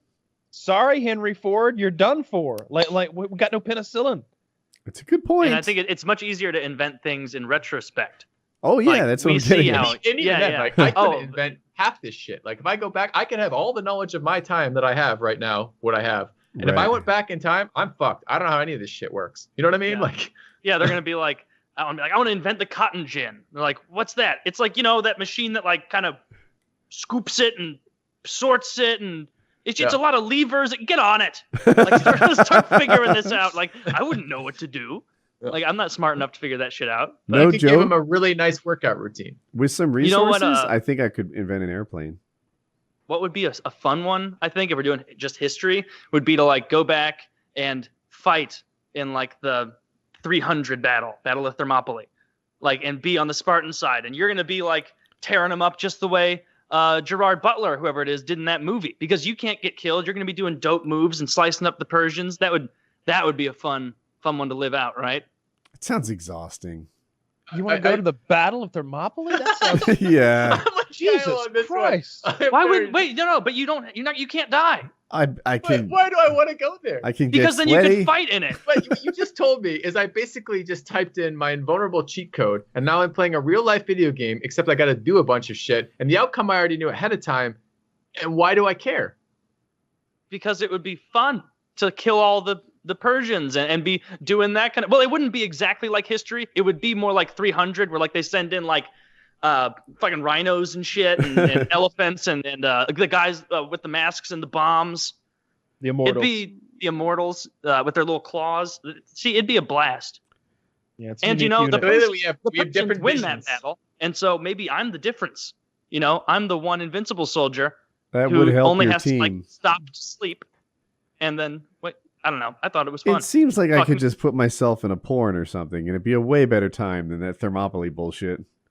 We'll leave the sex for real life. Go fight Persians in ancient times, and I think I'd like to be a knight on a crusade, right? Another good one. That seems fun to me. Like burning people alive, stuff like that. The Crusades, you say? People. Well, you'd be fighting the Saracens, right? Yeah, no, I agree 100%, Kyle. 100% with you on that. About the Arabs. Now who's getting flipped out? Notice me not saying anything. Yeah, exactly. They can work with that. I don't. I think it would. You know, like there's lots of interesting historical moments, I suppose, that you could reenact. But if I was going to an entire world that was virtual, I think the Crusades are pretty fun. Maybe some sort of crusade to get the Holy Grail or defend Jerusalem or something like that, where you begin in France or something in your homeland, and the call goes out, and you leave your family. Would you want to be on the side where they went down for the Crusades, or would you want to be in like the couple centuries prior to that, where like you're being attacked and you're defending the Saracen hordes or whatever they call them? Yeah, because I'm always more like appealed by like the defensive one, like where you're having to like hold a castle, or like then the attacking fantasy. Although they both would be fun. I'm just curious which one you might. I think I would want to begin. I would want to be attacking. I would want to like leave like my home in France as the son of a nobleman with my my fancy armor and all my training and my horse and everything, and go to the Holy Land to take some names. It might be neat to fly a Mustang defending bombers in World War II. Like Battle of Britain style, huh? Yeah, like that would be. I wouldn't want to. I don't think I'd want to go back to a war that modern. Really? But yeah, I think I'd want to go further back to where it was like, because if you can't be hurt, I feel like you want to embrace that whole hog and be like, I don't want to just get hit by a bullet and have it not do anything. Like you could have like blades going through you and nothing's happening, and you're like up close and personal killing these robots or whatever the hell they are. You don't play a lot of video games, do you? Not anymore. No. It's very boring when there's no challenge. I just punch out, or maybe there's like a counter where it's like if you get hit X amount of times, you lose or something, but you can't die. What is this? Mayan ball game, a deadly sport. Yeah. Oh yeah. I remember learning about that during like history class and all that stuff. Yeah, same. I had a really cool history teacher who like that's the sort of stuff that he would use to like teach us history. Like so, like when it came to I remember that story really well because he would get really passionate when he would tell us the stories. And the Spartans, like the most fascinating thing ever from history to me is the Spartans, because he would just go in long in depth about the training of a Spartan boy. And when he was 7, he was taken from his family and put in the barracks. And he was just talking about the training day in and day out, and how they were starved and not given enough food, so they had to steal to have enough food. But if you got caught stealing, you were beaten mercilessly. Yeah, all that crazy shit. Man, the Spartans were some terrifying motherfuckers. They were. I rewatched 300 recently. That's what I was like thinking. I'm like, I gotta watch that movie again. It's on Netflix. Yeah, it's on Netflix. Yeah. All right. Very motivating. Yeah, whenever I saw that movie was coming out, I immediately thought back to Mr. White's class back in like 10th grade. Like, oh shit, this is what I've always wanted to see, was those badass motherfuckers that Mr. White used to talk about. And the movie kind of lived up to it. I know it's really stylized and everything, but like shit, that was so ahead of its time with all the CGI and stuff. Like, I love 300. The sequel wasn't that good. So I was about to say the sequel was real really dog shit with Eva Green. You got the Eva Green sex scene, which almost redeemed it, but still, that guy's riding the horse across the boats. Like, what the fuck is this? Yeah, most unrealistic shit I've ever seen. Yeah, I mean, like, and there was a high bar for unrealistic from the first one. Yeah, because like one time they're like, and Xerxes was angry with his generals and he disciplined them. And there's that like crab man with like his arms removed and he's morbidly obese and he's got nose rings and he's got just a big, like Scyther, the Pokemon, thing on his hand. He just chops the guy's head off. And so I'm like, all right, I'm willing to take this. I doubt the Persians had morbidly obese crab men. Look, it's Mobius, the unwashed. The unwashed. That guy's never. That guy has the stinky. Yeah. That guy has not wiped his ass in a coon's age, right? I still remember, like part of that movie that's like, imprinted on my memory is like when that big fat guy goes, lifts his fucking arm up to do the chop. Mm-hmm. Like you see his armpit, and it's like no hair, like the way a really fat old woman's armpit would look. The friction. And I always think like you could have just smothered the general in that and he would have never made a mistake. You didn't have to kill him. Like then you only got to kill one. The others are so horrified. I learned your lesson. Yeah, just fucking. I will go into battle myself, my lord. Please put me on the front lines. Don't give me the armpit squisher. Not again. Yeah, that's a great fucking movie. The CGI is good. I like I can't think of his name. Ephialtes or whatever, the hunchback that like fucking betrays him. Yeah. I gotta say, I felt like Leonidas was a little shitty for not letting that guy, join the unit because he's like, we fought with his Scottish fucking accent. We fought as a unit. One continuous unit, and then you see them fight, and they're all like spiraling and doing barrel rolls and like jumping out of formation and going like ham, just running through the. It's like, wait a minute, that hunchback could have been the tip of the spear out there. Who cares if he goes down? You've been like, all right, Ephialtes, out there. Do your fighting out there with us, the Spartans. He's doing that accent. Yeah, pump him up. Saying where he's like, you're right about that. I never noticed the Scottish, Sean Connery accent. Where he's like, thigh to neck. Unless you feel like running out there and getting your spear wet with some Persian blood, or hitting a woman you see who eyes you, like that.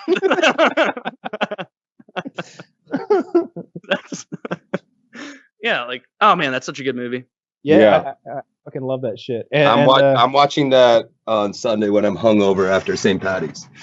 I remember I got the DVD right when it came out, and in the special features, it shows them doing like their workout to like get in shape. And they're doing a lot of CrossFit stuff or like esque stuff. Like, they're doing a lot of flipping of the big heavy tires, a lot of rope pulling, and a lot of resistance band sprints and parachute sprints and stuff like that. And really high tempo stuff where they've got like, they're working out as a group, like maybe 8 or 10 of them at a time, and they got a guy just fucking drilling them, just go, go, go, go, go. And then, of course, they airbrush their abs on. There's no way Gerard Butler was not on some sort of performance-enhancing drugs to get in shape for that movie, right? Like him, like when I see fucking what's his name that plays Wolverine, like those are not guys that traditionally had that much mass on them. Hugh Jackman, Hugh Jacked man. Like he's definitely on something. I mean, if you have to get that ripped for a role, you only have I don't know how long they prepare for that stuff, but like it seems like you kind of need a little bit of assistance, right? You know who the originals at that were that almost certainly did it clean? Fucking Kurt Russell in Soldier. I don't know if you've ever seen that. He worked out for like 14 months leading up to that. They were like, we want you to play an action star, and he'd never really done that before, and he's like, well, I need a year. I need at least a year to like get in shape. And he's in excellent fucking shape in that movie. He looks great. And then Linda Hamilton in Terminator 2, she did the same fucking thing. And she's scary ripped, especially for like that time period, and a female actress. I mean, all actresses are female. Well, most actresses are female. But she's in very good shape in this. I'm just looking at pictures. And Kurt Russell in that, Jesus, his arms are like bodybuilder size big. Yeah, that shirt doesn't stand a chance. Yeah, they got him in a super. It's like, the Army not have any larges, Kurt? Like what's going on over there? Like only mediums for your group? Private Kurt, do you want small or extra small? Extra small and wash it twice, sir. Holy shit! This picture that Chiz just linked of Hugh Jackman in 2000 versus 2013. It looks like the 2000 version is a shitty clone of the 2013. Right. Oh my God. He's got those, like, I don't even know what that muscle's called, like those striations you get on the side of your stomach near your obliques. His obliques are out of control. I mean, Taylor, I think you're in better shape than 2000 Hugh Jackman. I'm in better shape than 2000 Hugh Jackman right there. I think it's he's a little clearly sucking in right there. Yeah, but see, you got to keep in mind that's what Fox released, right? Like this is like him on camera on his best day, like leaning out, tippity-top. Leaning out, probably even getting a pump right before he goes on camera, which is what they usually do.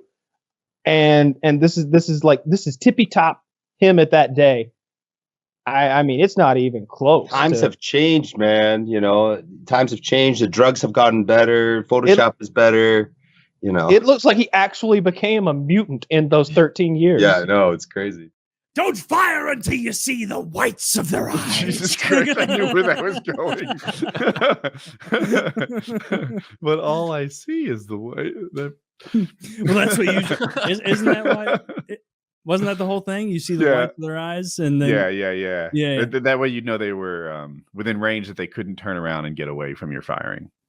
Which, like, thinking about Revolutionary War shit, that sucks. Like, imagine being that guy charging in, and then they just unload on you because they haven't established rules of war again yet. How do you get people to be in the front?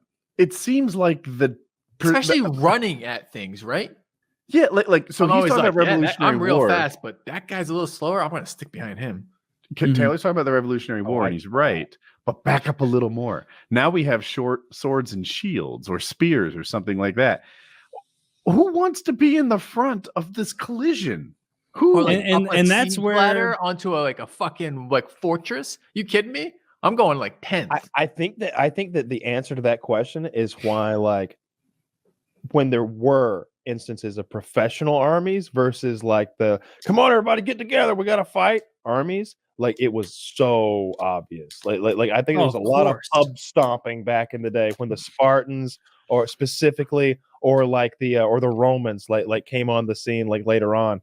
Like when you had well organized armies that were trained, there's that say what you want about 300, but one of the cooler scenes is like when Leonidas is asking the Athenian or whoever, like his soldiers, like they brought so many, like, what is your profession? I'm a potter. And it's just like, what about you? Sculptor. And like, Spartans, what is your profession? And they just go, Haru, Haru, Haru. I don't know. Dude, that scene is so fucking cool. And then with his fucking Scottish accent, he's like, it's not the coolest scene. I brought more soldiers than you did. And it's just like, literally like Sean Connery. I brought more soldiers than you did. It's not the coolest scene in that movie. In that moment, they're establishing the bond between Leonidas and his wife, and because later his wife is gonna have to be anyway. He's fucking her, but from behind, and I was just like, "Oh, this is a better marriage than the regular one." Like, I don't. He was absolutely pillaging that pussy. I just felt like they did a cinematic greatness by showing him taking her in like 3 positions in a session. It wasn't lame. They were made for each other. It's a damn good movie. I'm going to tell you right now. It's a great movie, dude. The scene, like, I remember this is probably on 4chan like 14 years ago when I read it, but they were like, the way that like it accelerates between levels of difficulty for the Spartan soldiers. Yeah, it's literally like a video game. Yeah. It really is. Like, it's like, oh, they have to overtake the charging rhino class right now. Okay, what are they going to do there? Oh, they have to overtake the elephant class. What are they going to do there? Like, it was great. Yeah, that's what it is. They keep coming with bigger and bigger waves, but it's like full of one-liners and cool moments, and like the makeup and the effects and the CGI, like whatever they're doing with that whole background. The makeup gave Leonidas a six-pack. That's what was the makeup. Fuck yeah, spray that bitch on. You can't expect Gerard Butler. And you know, I fell for it hook, line, and sinker. I'm like, this guy turned himself in from dad bod to Spartan soldier. All right, first of all, he did bulk up pretty good. Like he gained some. He was looked at him more jacked recent during 300. Look at him more critically again, and you will see that he had painted on muscles. I saw the painted on muscles. I know. I saw it fairly recently. But all the other guys, some of those other guys, all the other guys were shredded. They were. It depends on how big a role they had. like the smaller the role, the more jacked they were. Yeah. Yes, that's exactly it. Yeah. As opposed to talking. The bigger the. Come on. Well, come on now. He looks really good in there. Get this fucking propaganda off the screen. Get this out of here. He looked a little worse than some of the other scenes are in my memory. I feel like I was disproven right there. But the bigger actors were chosen for their ability to act. The smaller the role, though, they got to be fitness models. Mm-hmm. Yeah, makes sense. Yeah. Makes sense. No, the second one really blew though. The sequel, I was excited. I was like, the sequel was horrible. Yeah, there's a sequel. Yeah, 302 or whatever the fuck it was called. 301. We're doing it again. It was genuinely very bad. Yeah, I liked it a little more than you, but yeah, I like the sex scene with Eva Green, another doggy style scene. I'm sure Woody appreciated. He's a big fan. You got to do it. Eva Green might be the most beautiful woman who's ever lived. I'm a big fan of her. Who is that? She's an actress. She has a lot of nude scenes. Look up Eva Green.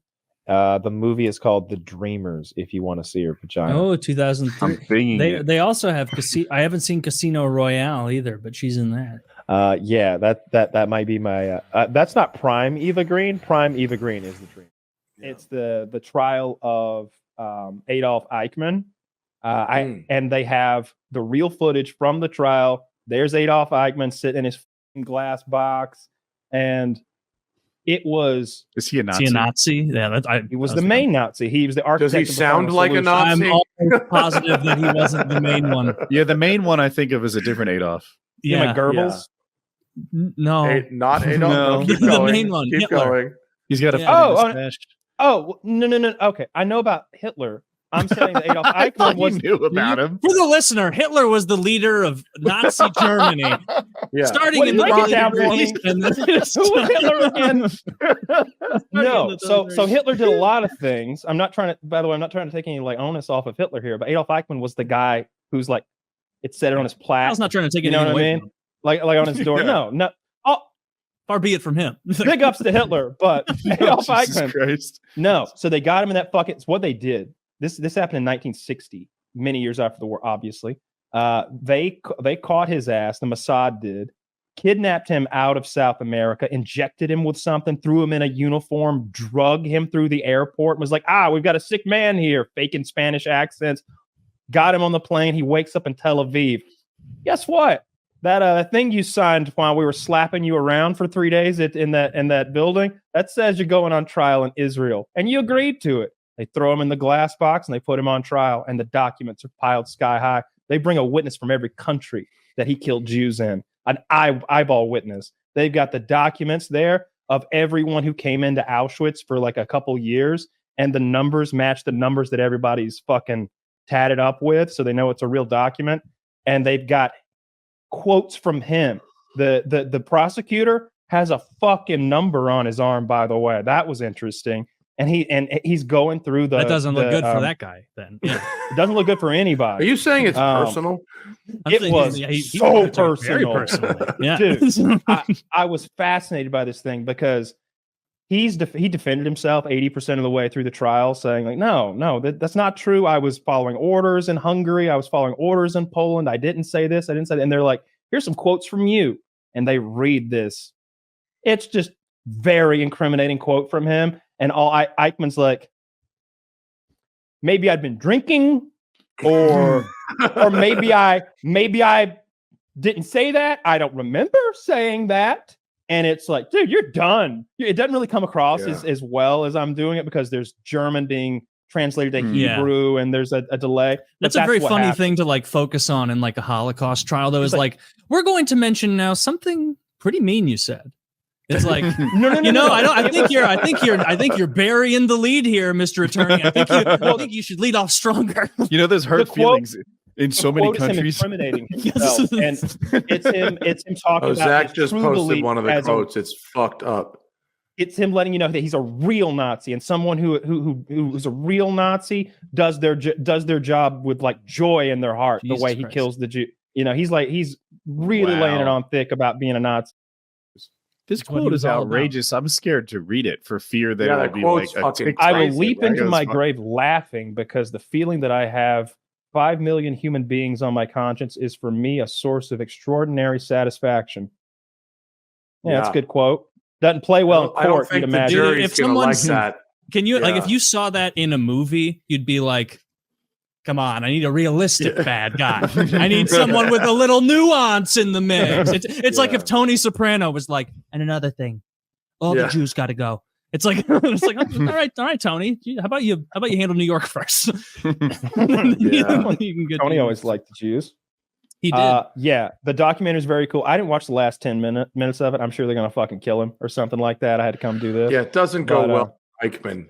I think it ends poorly for Eichmann. Hanged or shot. I think he escapes at the end. I think it turns out Hitler was alive the whole time. Sneaks him out. Argentina. Dark Side of the Moon. Iron Sky, baby. Of course. No, idiots. It's Antarctica. Yeah. That's where Hitler went. Have you seen Argentina's Joe Rogan not getting jokes? Like they're just over his head.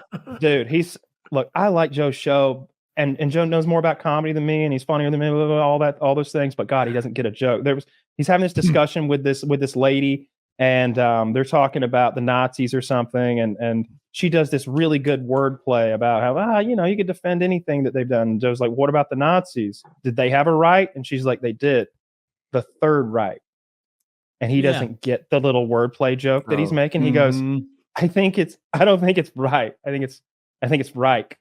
Jamie, what is a Reich? What is a Reich?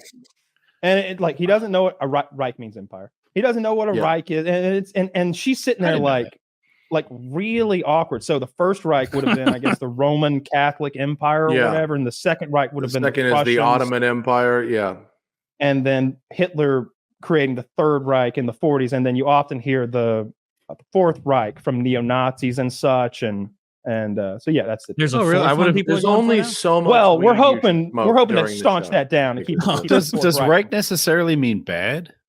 No, because shouldn't America be a Reich? It's like that Charlie Chaplin mustache. Not necessarily bad. Bad today. The meaning has Michael Jackson or Michael Jordan. The meaning has changed over time, but Hitler meant it as empire, and we mean it as empire, and you got to go back to a little bit before. I don't know if that's a terrible track record of Reichs. Like the First Reich, you said it was the Roman Empire. I would have been like the Roman wildly successful, wildly successful, and then the Ottoman Empire, the church, not as successful, but wildly successful. Huge drop off on that. I was waining for Taylor's Third Reich. I was. Did you see it? We got the first one. We got the second one. But that's pretty embarrassing. Well, they're not like aspiring to empires. Those are the Germanic empires. Yeah. Those were the Germanic empires in particular. Like that's what he's aspiring to be, the third Germanic empire. Not just the third in succession, because there's many families that ruled and it changed hands many times over those hundreds of years. But he's talking about a new thing. Didn't work out, luckily. Didn't they? Good for everybody else. Didn't work out so much. Yeah, not luckily, thanks to the sacrifice of like millions and millions of 100 million European men. Oh, Zach, correct. The Weimar Republic was the Second Reich, not the Ottoman Empire. That was the ruling party that Hitler overthrew. Yes. Yeah, that was in the that was post 20s and 30s. Yeah, post the weakened German revolution. I think it ended in the 20s or maybe even 1920 flat, but it goes back to the 1800s, right? Yeah.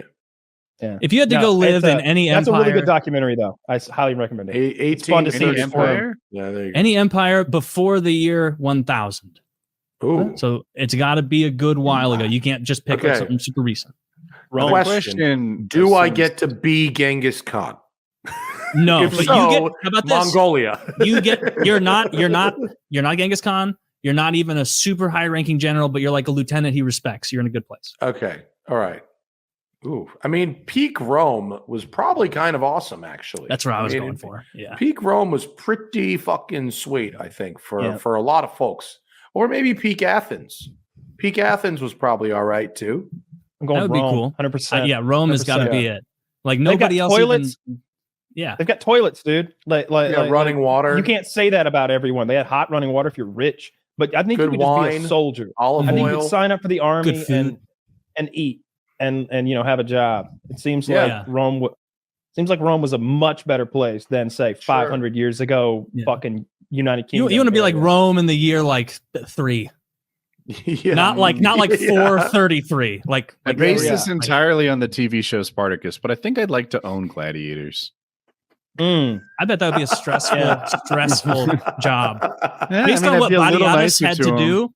Like, you got to specify, white ones. But like, they would be from every corner of the kingdom. There was a Woody would lot be of sex in that show, and everyone was a fucking fitness influencer.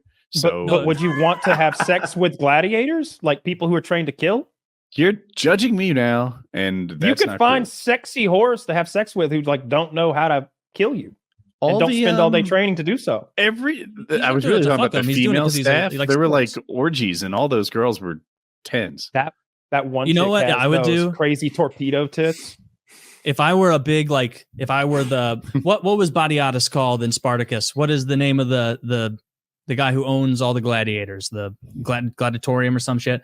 Yeah, I would want to the be guy like who's like Proximo in Gladiator, like the promoter. Yes, Yeah, like that guy. yeah. I would want to like be known for something. Like, you know, those guys with the big nets and the tridents. Like, I wouldn't just be a gladiator trainer. It'd be like, we got to go to Tayloratus's, whatever, in order to Gladiator get the school. finest net throwers in all of Rome. Like, he's known for that. Like, that would be fun.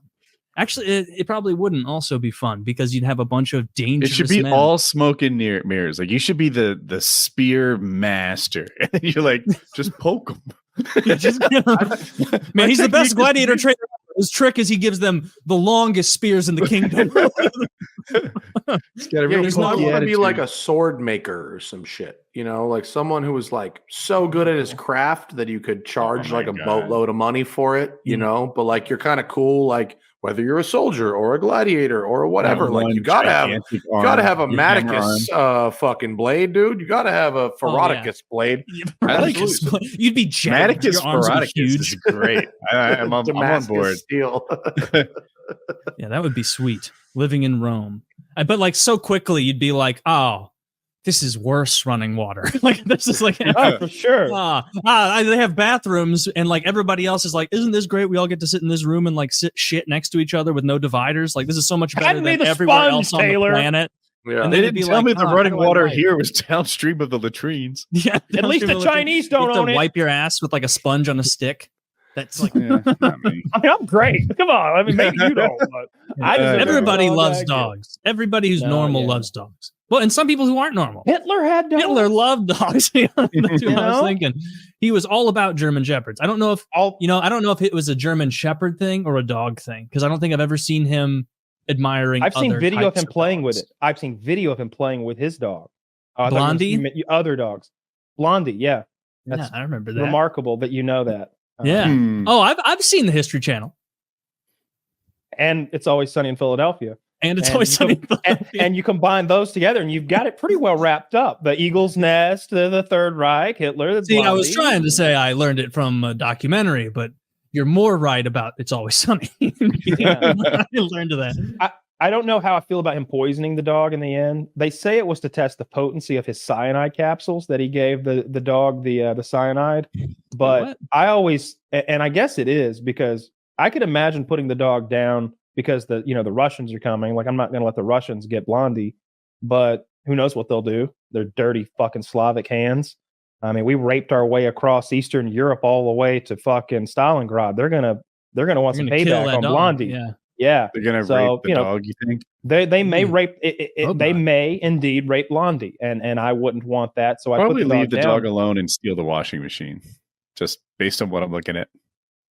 And I think that he did test the cyanide capsule on the dog, though. He ended up taking the cyanide and then shooting himself, which is an interesting. Let's make double. Why would you do two?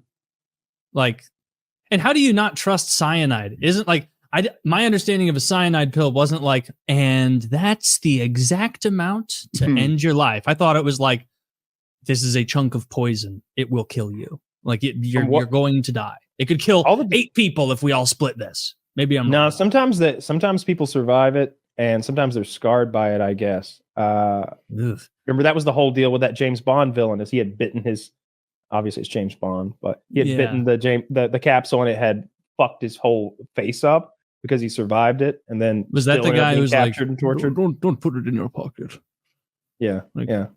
Different movie, but yeah, that's Javier Bardem. No, it's the same movie. Just imagine,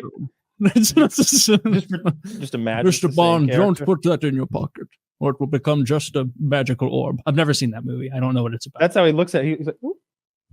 And then you nailed it.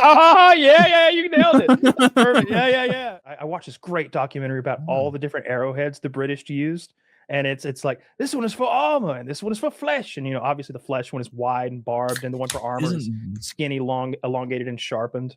The British were so much better than every other civilization at archery for so long. It was cultural. In war, it was a cultural thing, and that's why they loved it and they were good at it. Like being an archer in some, it would be a common thing to do in your backyard with your boys. It would be a common thing for your sons to be like running around with their little bows, like from an early age. And then they pre-industrialization, they sort of industrialized the making of fletchings and arrows and arrowheads. Like it was a skill that lots of people had and trained at. Yeah. And then the archer himself was as close to like a professional soldier as existed in that time period, maybe because you mostly had peasant armies, but to be an archer required skills and talents and training, and you had to be strong as fuck because those bows were 100 pounds to pull back, and we're talking about skinny, malnourished Englishmen, not like you can pull 100 pounds back with a bow, no problem. Like it's you'd be like. Like I'm much fatter than the average Englishman in the year 1580. All three of us can, like it's not an impossible feat, but it's definitely like if you handed a 100-pound bow to like the average accountant, he cannot draw that motherfucker. Dude, 100-pound bow for the overwhelming majority of people today is an impossibility. Yeah, I guess. I don't know. I all three of us lift weights regularly and have for years. Of course, we can pull it back. Like the average person doesn't lift weights or exercise or anything. There's some technique to it too. I don't know anything about longbow shooting. I've never done it, but it's a push-pull motion. When you're drawing one of those things. Push with the left hand, pull with the right. Yeah, sure. And then you see their skeletons where they dig them up, and it's like, this is the skeleton of an archer. Look at how enormously overdeveloped his bone structure is on the right pull side of his body. Like this guy was walking around like this with his shoulders like at different heights, because of how developed one side of his body was, always contracting. It's really cool. We live in such a wonderful time. I know like politics and the world can seem a little ugly sometimes, but my God, imagine being like rounded up to go fight the French. My God. A life before aspartame? Don't even talk to me. I need my Sprite Zeros. I need my Diet Cokes. Like meat on your table would be a rarity that might happen 4 or 5 times a year, or occasionally when a pig got slaughtered. And you're malnourished, you're filthy, and you're as poor as you're basically a slave to the feudal system. They didn't call them slaves, but every like peasant was basically a slave. You worked for a lord or lady, and they didn't pay cash. Yeah, and they round you up to go fight the French in a hand-to-hand melee. Oh my God, I'm so afraid of a real knife fight where we get to be on equal grounds. The idea of a real sword fight, charging into those lines and get poked and prodded, and knowing there's no medicine, so the tiniest scratch is probably going to get gangrenous. What a nightmare! I watch. I mean, we have inconveniences now. We do, yeah. Sometimes they don't bring you the correct allotment of soda when you order it on the internet. I said friendly and Arc Raiders, dude. This is just as bad as Agincourt. Yeah, Agincourt, dude. I watch Top Gear, and it's funny because it's a British show, and this is like from the year like 2007 or something. The episode I'm watching, and like Jeremy Clarkson is like giving guff to like a French guest about like the Battle of Agincourt, like hundreds of years ago. And it's like, it just reaffirms that shit where it's like, yeah, in America, 100 miles is a short distance. In Europe, 100 years is a short time. And it's I got cool. A movie for you. They just this, like, if you're some Chinese guy and you see a picture of 10 Frenchmen and 10 Brits, he's going to be like, what you talk about? That 10 white people. Like but like to them, they're like, you despicable frog eating pieces of shit. We beat you. And then the French will fire back like, oh yeah, well, how did that battle go 80 years later? Oh, how did that go? How did you repel Napoleon? No? Like they like talk shit, and that's cool. Like that's cool history, like in action, and that the memory is long in a place like the buildings are old. I think it's neat. I think it's neat to walk around and you're like, shit, like this bar is from 1645. Yeah, like, bro. Japan has they have like they'll be flippant about things older than anything on our continent. Right? They'll be like, oh, this is called Old Jimmy's, made in 1480. Pretty shithole place. Don't like that's it. older like, than our rocks. Yeah, like, it is. It's older than everything. Oh yeah, we don't have anything that old on this continent because the Indians made everything out of like fucking leaves. Like, so it just didn't stick around. They found stone burial mounds. Before we change topics, like, have you seen the movie The King? It's about King Henry and the Battle of Agincourt. The Netflix thing? Was that a movie? Was that what we're talking about? It's on Netflix, but it is a movie starring Timothy Chalamet and Robert Pattinson. I haven't seen that. Is it about King Henry invading France? And maybe 5 years old. Yeah, something like that. Is it good? Is it worth watching? I thought it was amazing. Like you get fucking pumped. You get fucking pumped for Timothy Chalamet, who's a Frenchman playing an English king, because he's about to go fight Robert Pattinson, who's an Englishman playing a French prince, and they're all doing amazing accents. They're killing it, and Henry's boys have his back by the end. There's this part where they're all chanting. They're like, Henry, and the chanting is like just perfect, and they're like stomping while they say it, and it becomes almost like a we will rock you kind of moment where you're like, oh, those French are in for it now.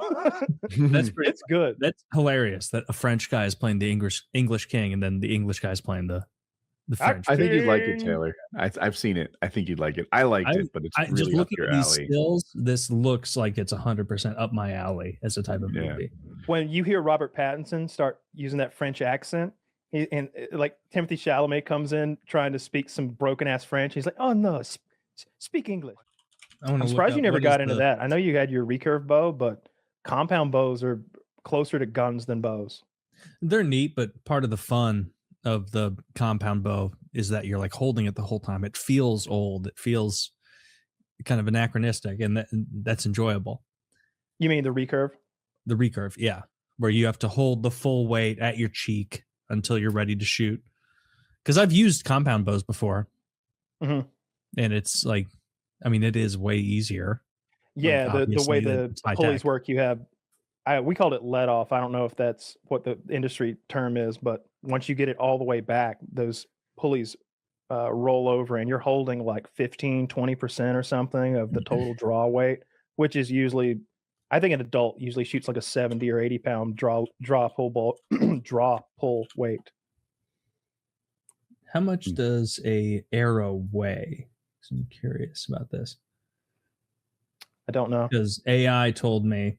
So you mentioned velocity of it, and it says that for a British longbow, it would be 190 feet per second for a heavy war arrow. So how fast again? So like a bodkin arrow, 100-gram arrow going 190 feet per second. Okay. Because that seems like hunting arrows or heavy arrow. Hunting arrows are like 300 to 500 grains, according to this. Grains? Yeah, it's the measurement you use for bullets. Oh no, this just says grams. It says 100 grams for a heavy war arrow. Grains that got 190 feet per second from high draw weight bows. So that's 19 to 32 grams of a modern carbon fiber arrow, according to this. Okay, so 19 to 32 is that speed. So this not ancient, but this British arrow weighs triple that and goes 190 feet per second, half the speed. Yeah. And so that would probably hit tremendously hard.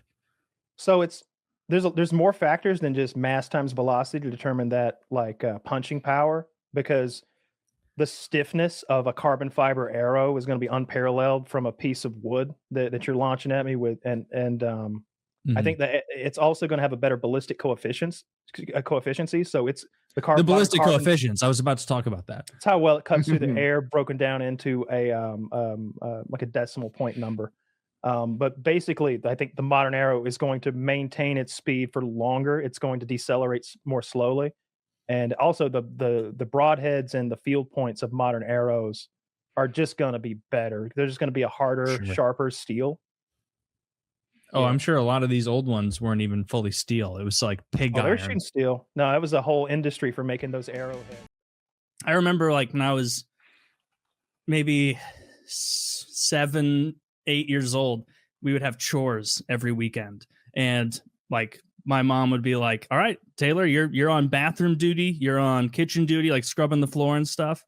And one time I unknowingly mixed bleach and vinegar, not knowing, that makes chlorine gas. Bleach and ammonia. Is that it? Mm-hmm. Bleach and ammonia? Whatever makes... I've made my share of gases. Okay, well, it was bleach and ammonia then.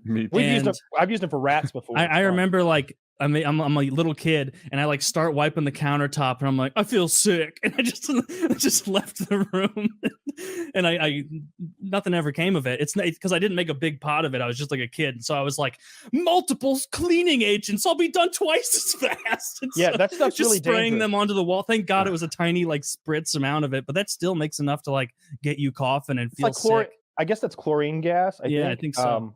Have you ever seen the video, the black and white video of World War I, when they would unleash a big wave of it? They would do it on a day where, I don't know, air pressure was and the wind direction was conducive to this, but they would basically just have giant vats of it poured together on the battlefield, and because of the weather conditions, it would create this low-lying fog because the chlorine gas is so heavy, it gets low to the ground in this thick little fog, the trenches, and it flows. Yeah. It starts creeping toward the enemy lines.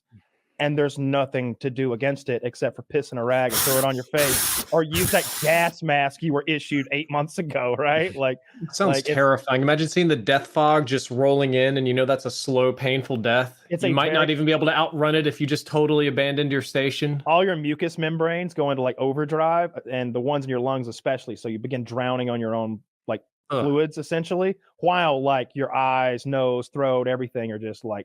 They should make it so you can be safe on top of the trenches, right? All you need is a little sandbag so that you can get above the trench, right?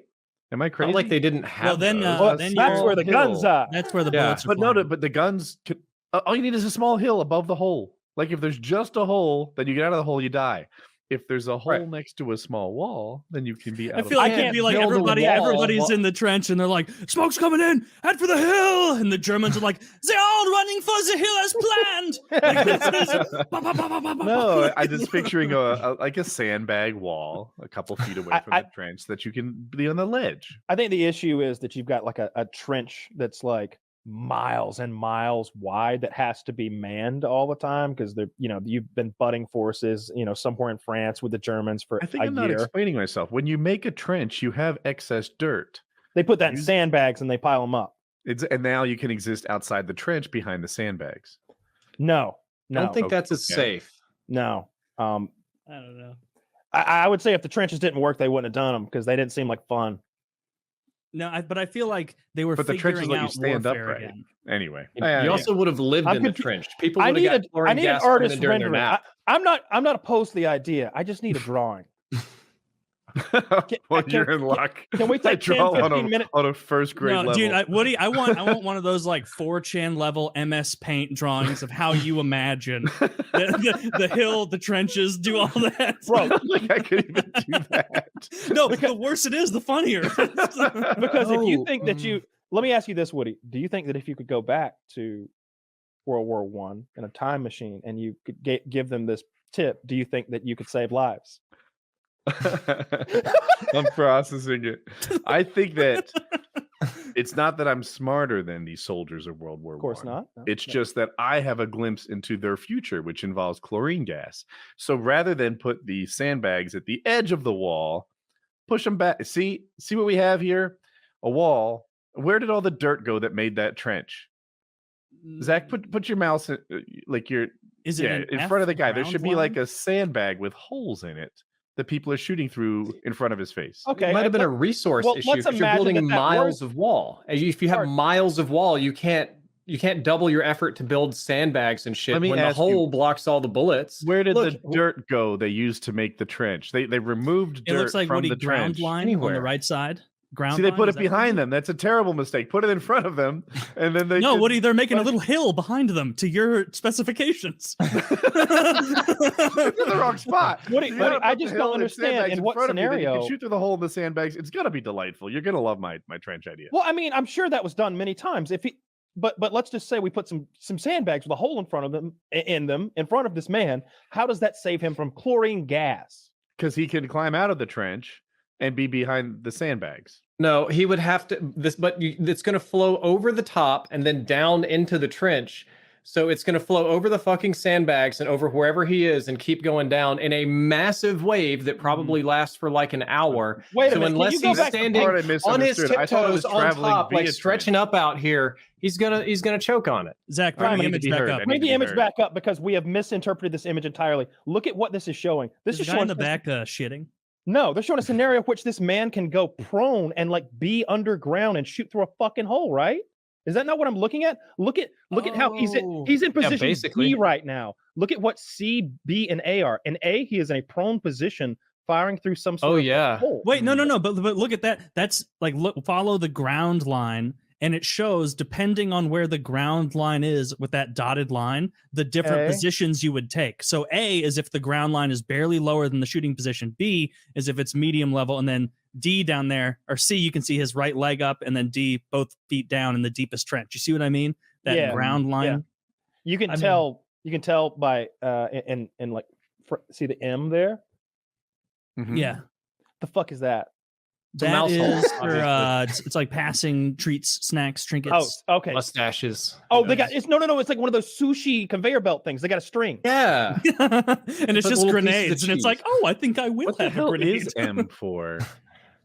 I think really it's baffled. I think it's for like passing stuff between the two sides. So you don't. Am I the only one that when you pass struggles like looking at stuff like this? Know. Like I feel like I don't look at L and G. There's some kind of a fucking crawl space underneath. There's a bunch of stuff. So war isn't like they knew what people were doing. They built these things sequentially. They would build something. The other side would come up with something like chlorine gas that would destroy the trench's usefulness, and then they would build their trenches differently to survive the chlorine gas or do gas. You didn't address LNG at all. I think they're just storage areas, Kyle. Well, L was a retaining wall to like keep it together. I think. Okay, thank you. Can we please? Oh, color. Well, we're in color now. Okay, so Woody, please show me how we defend against the. They're kind of doing it here. Do you see the sandbags? All he needs to do is lay down behind the sandbags. You still die there. Where the fuck do you think the chlorine gas flows over? Drifter. Sorry.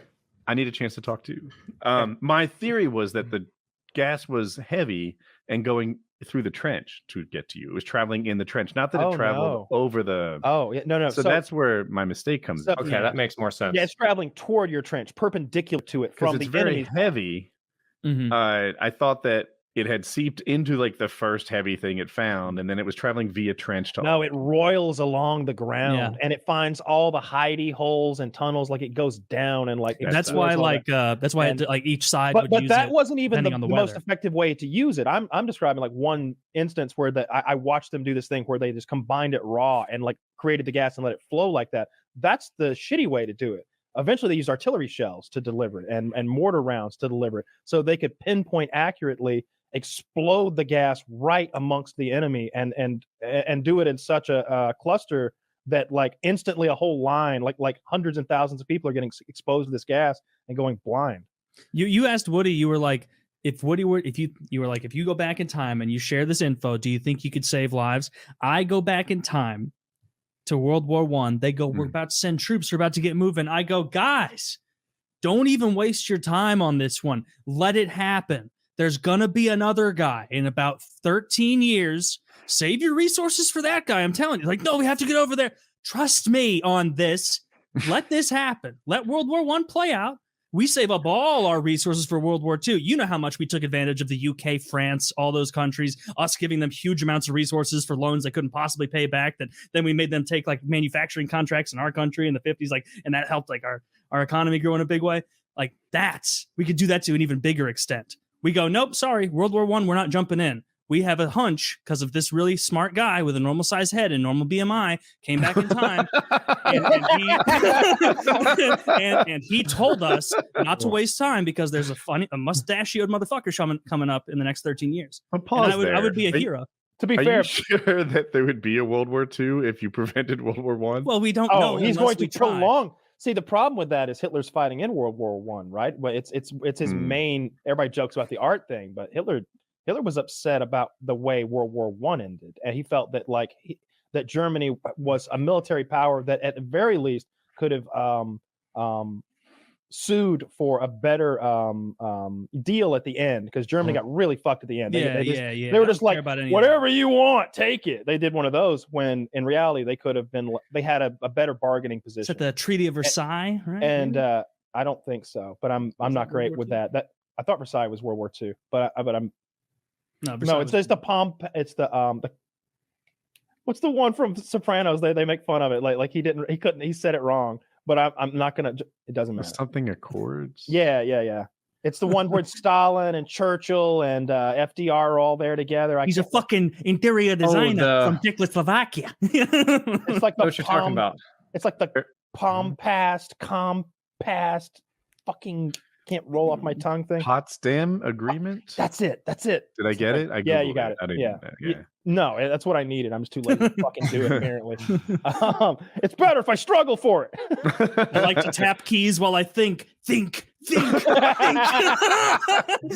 sorry, it's a nervous tick. I tap keys and I dart my eyes around when I'm thinking. Okay, do you guys ever notice that your hands will like type what you're thinking sometimes? If you're just like thinking about stuff, your fingers will just type it a little. Yeah. No?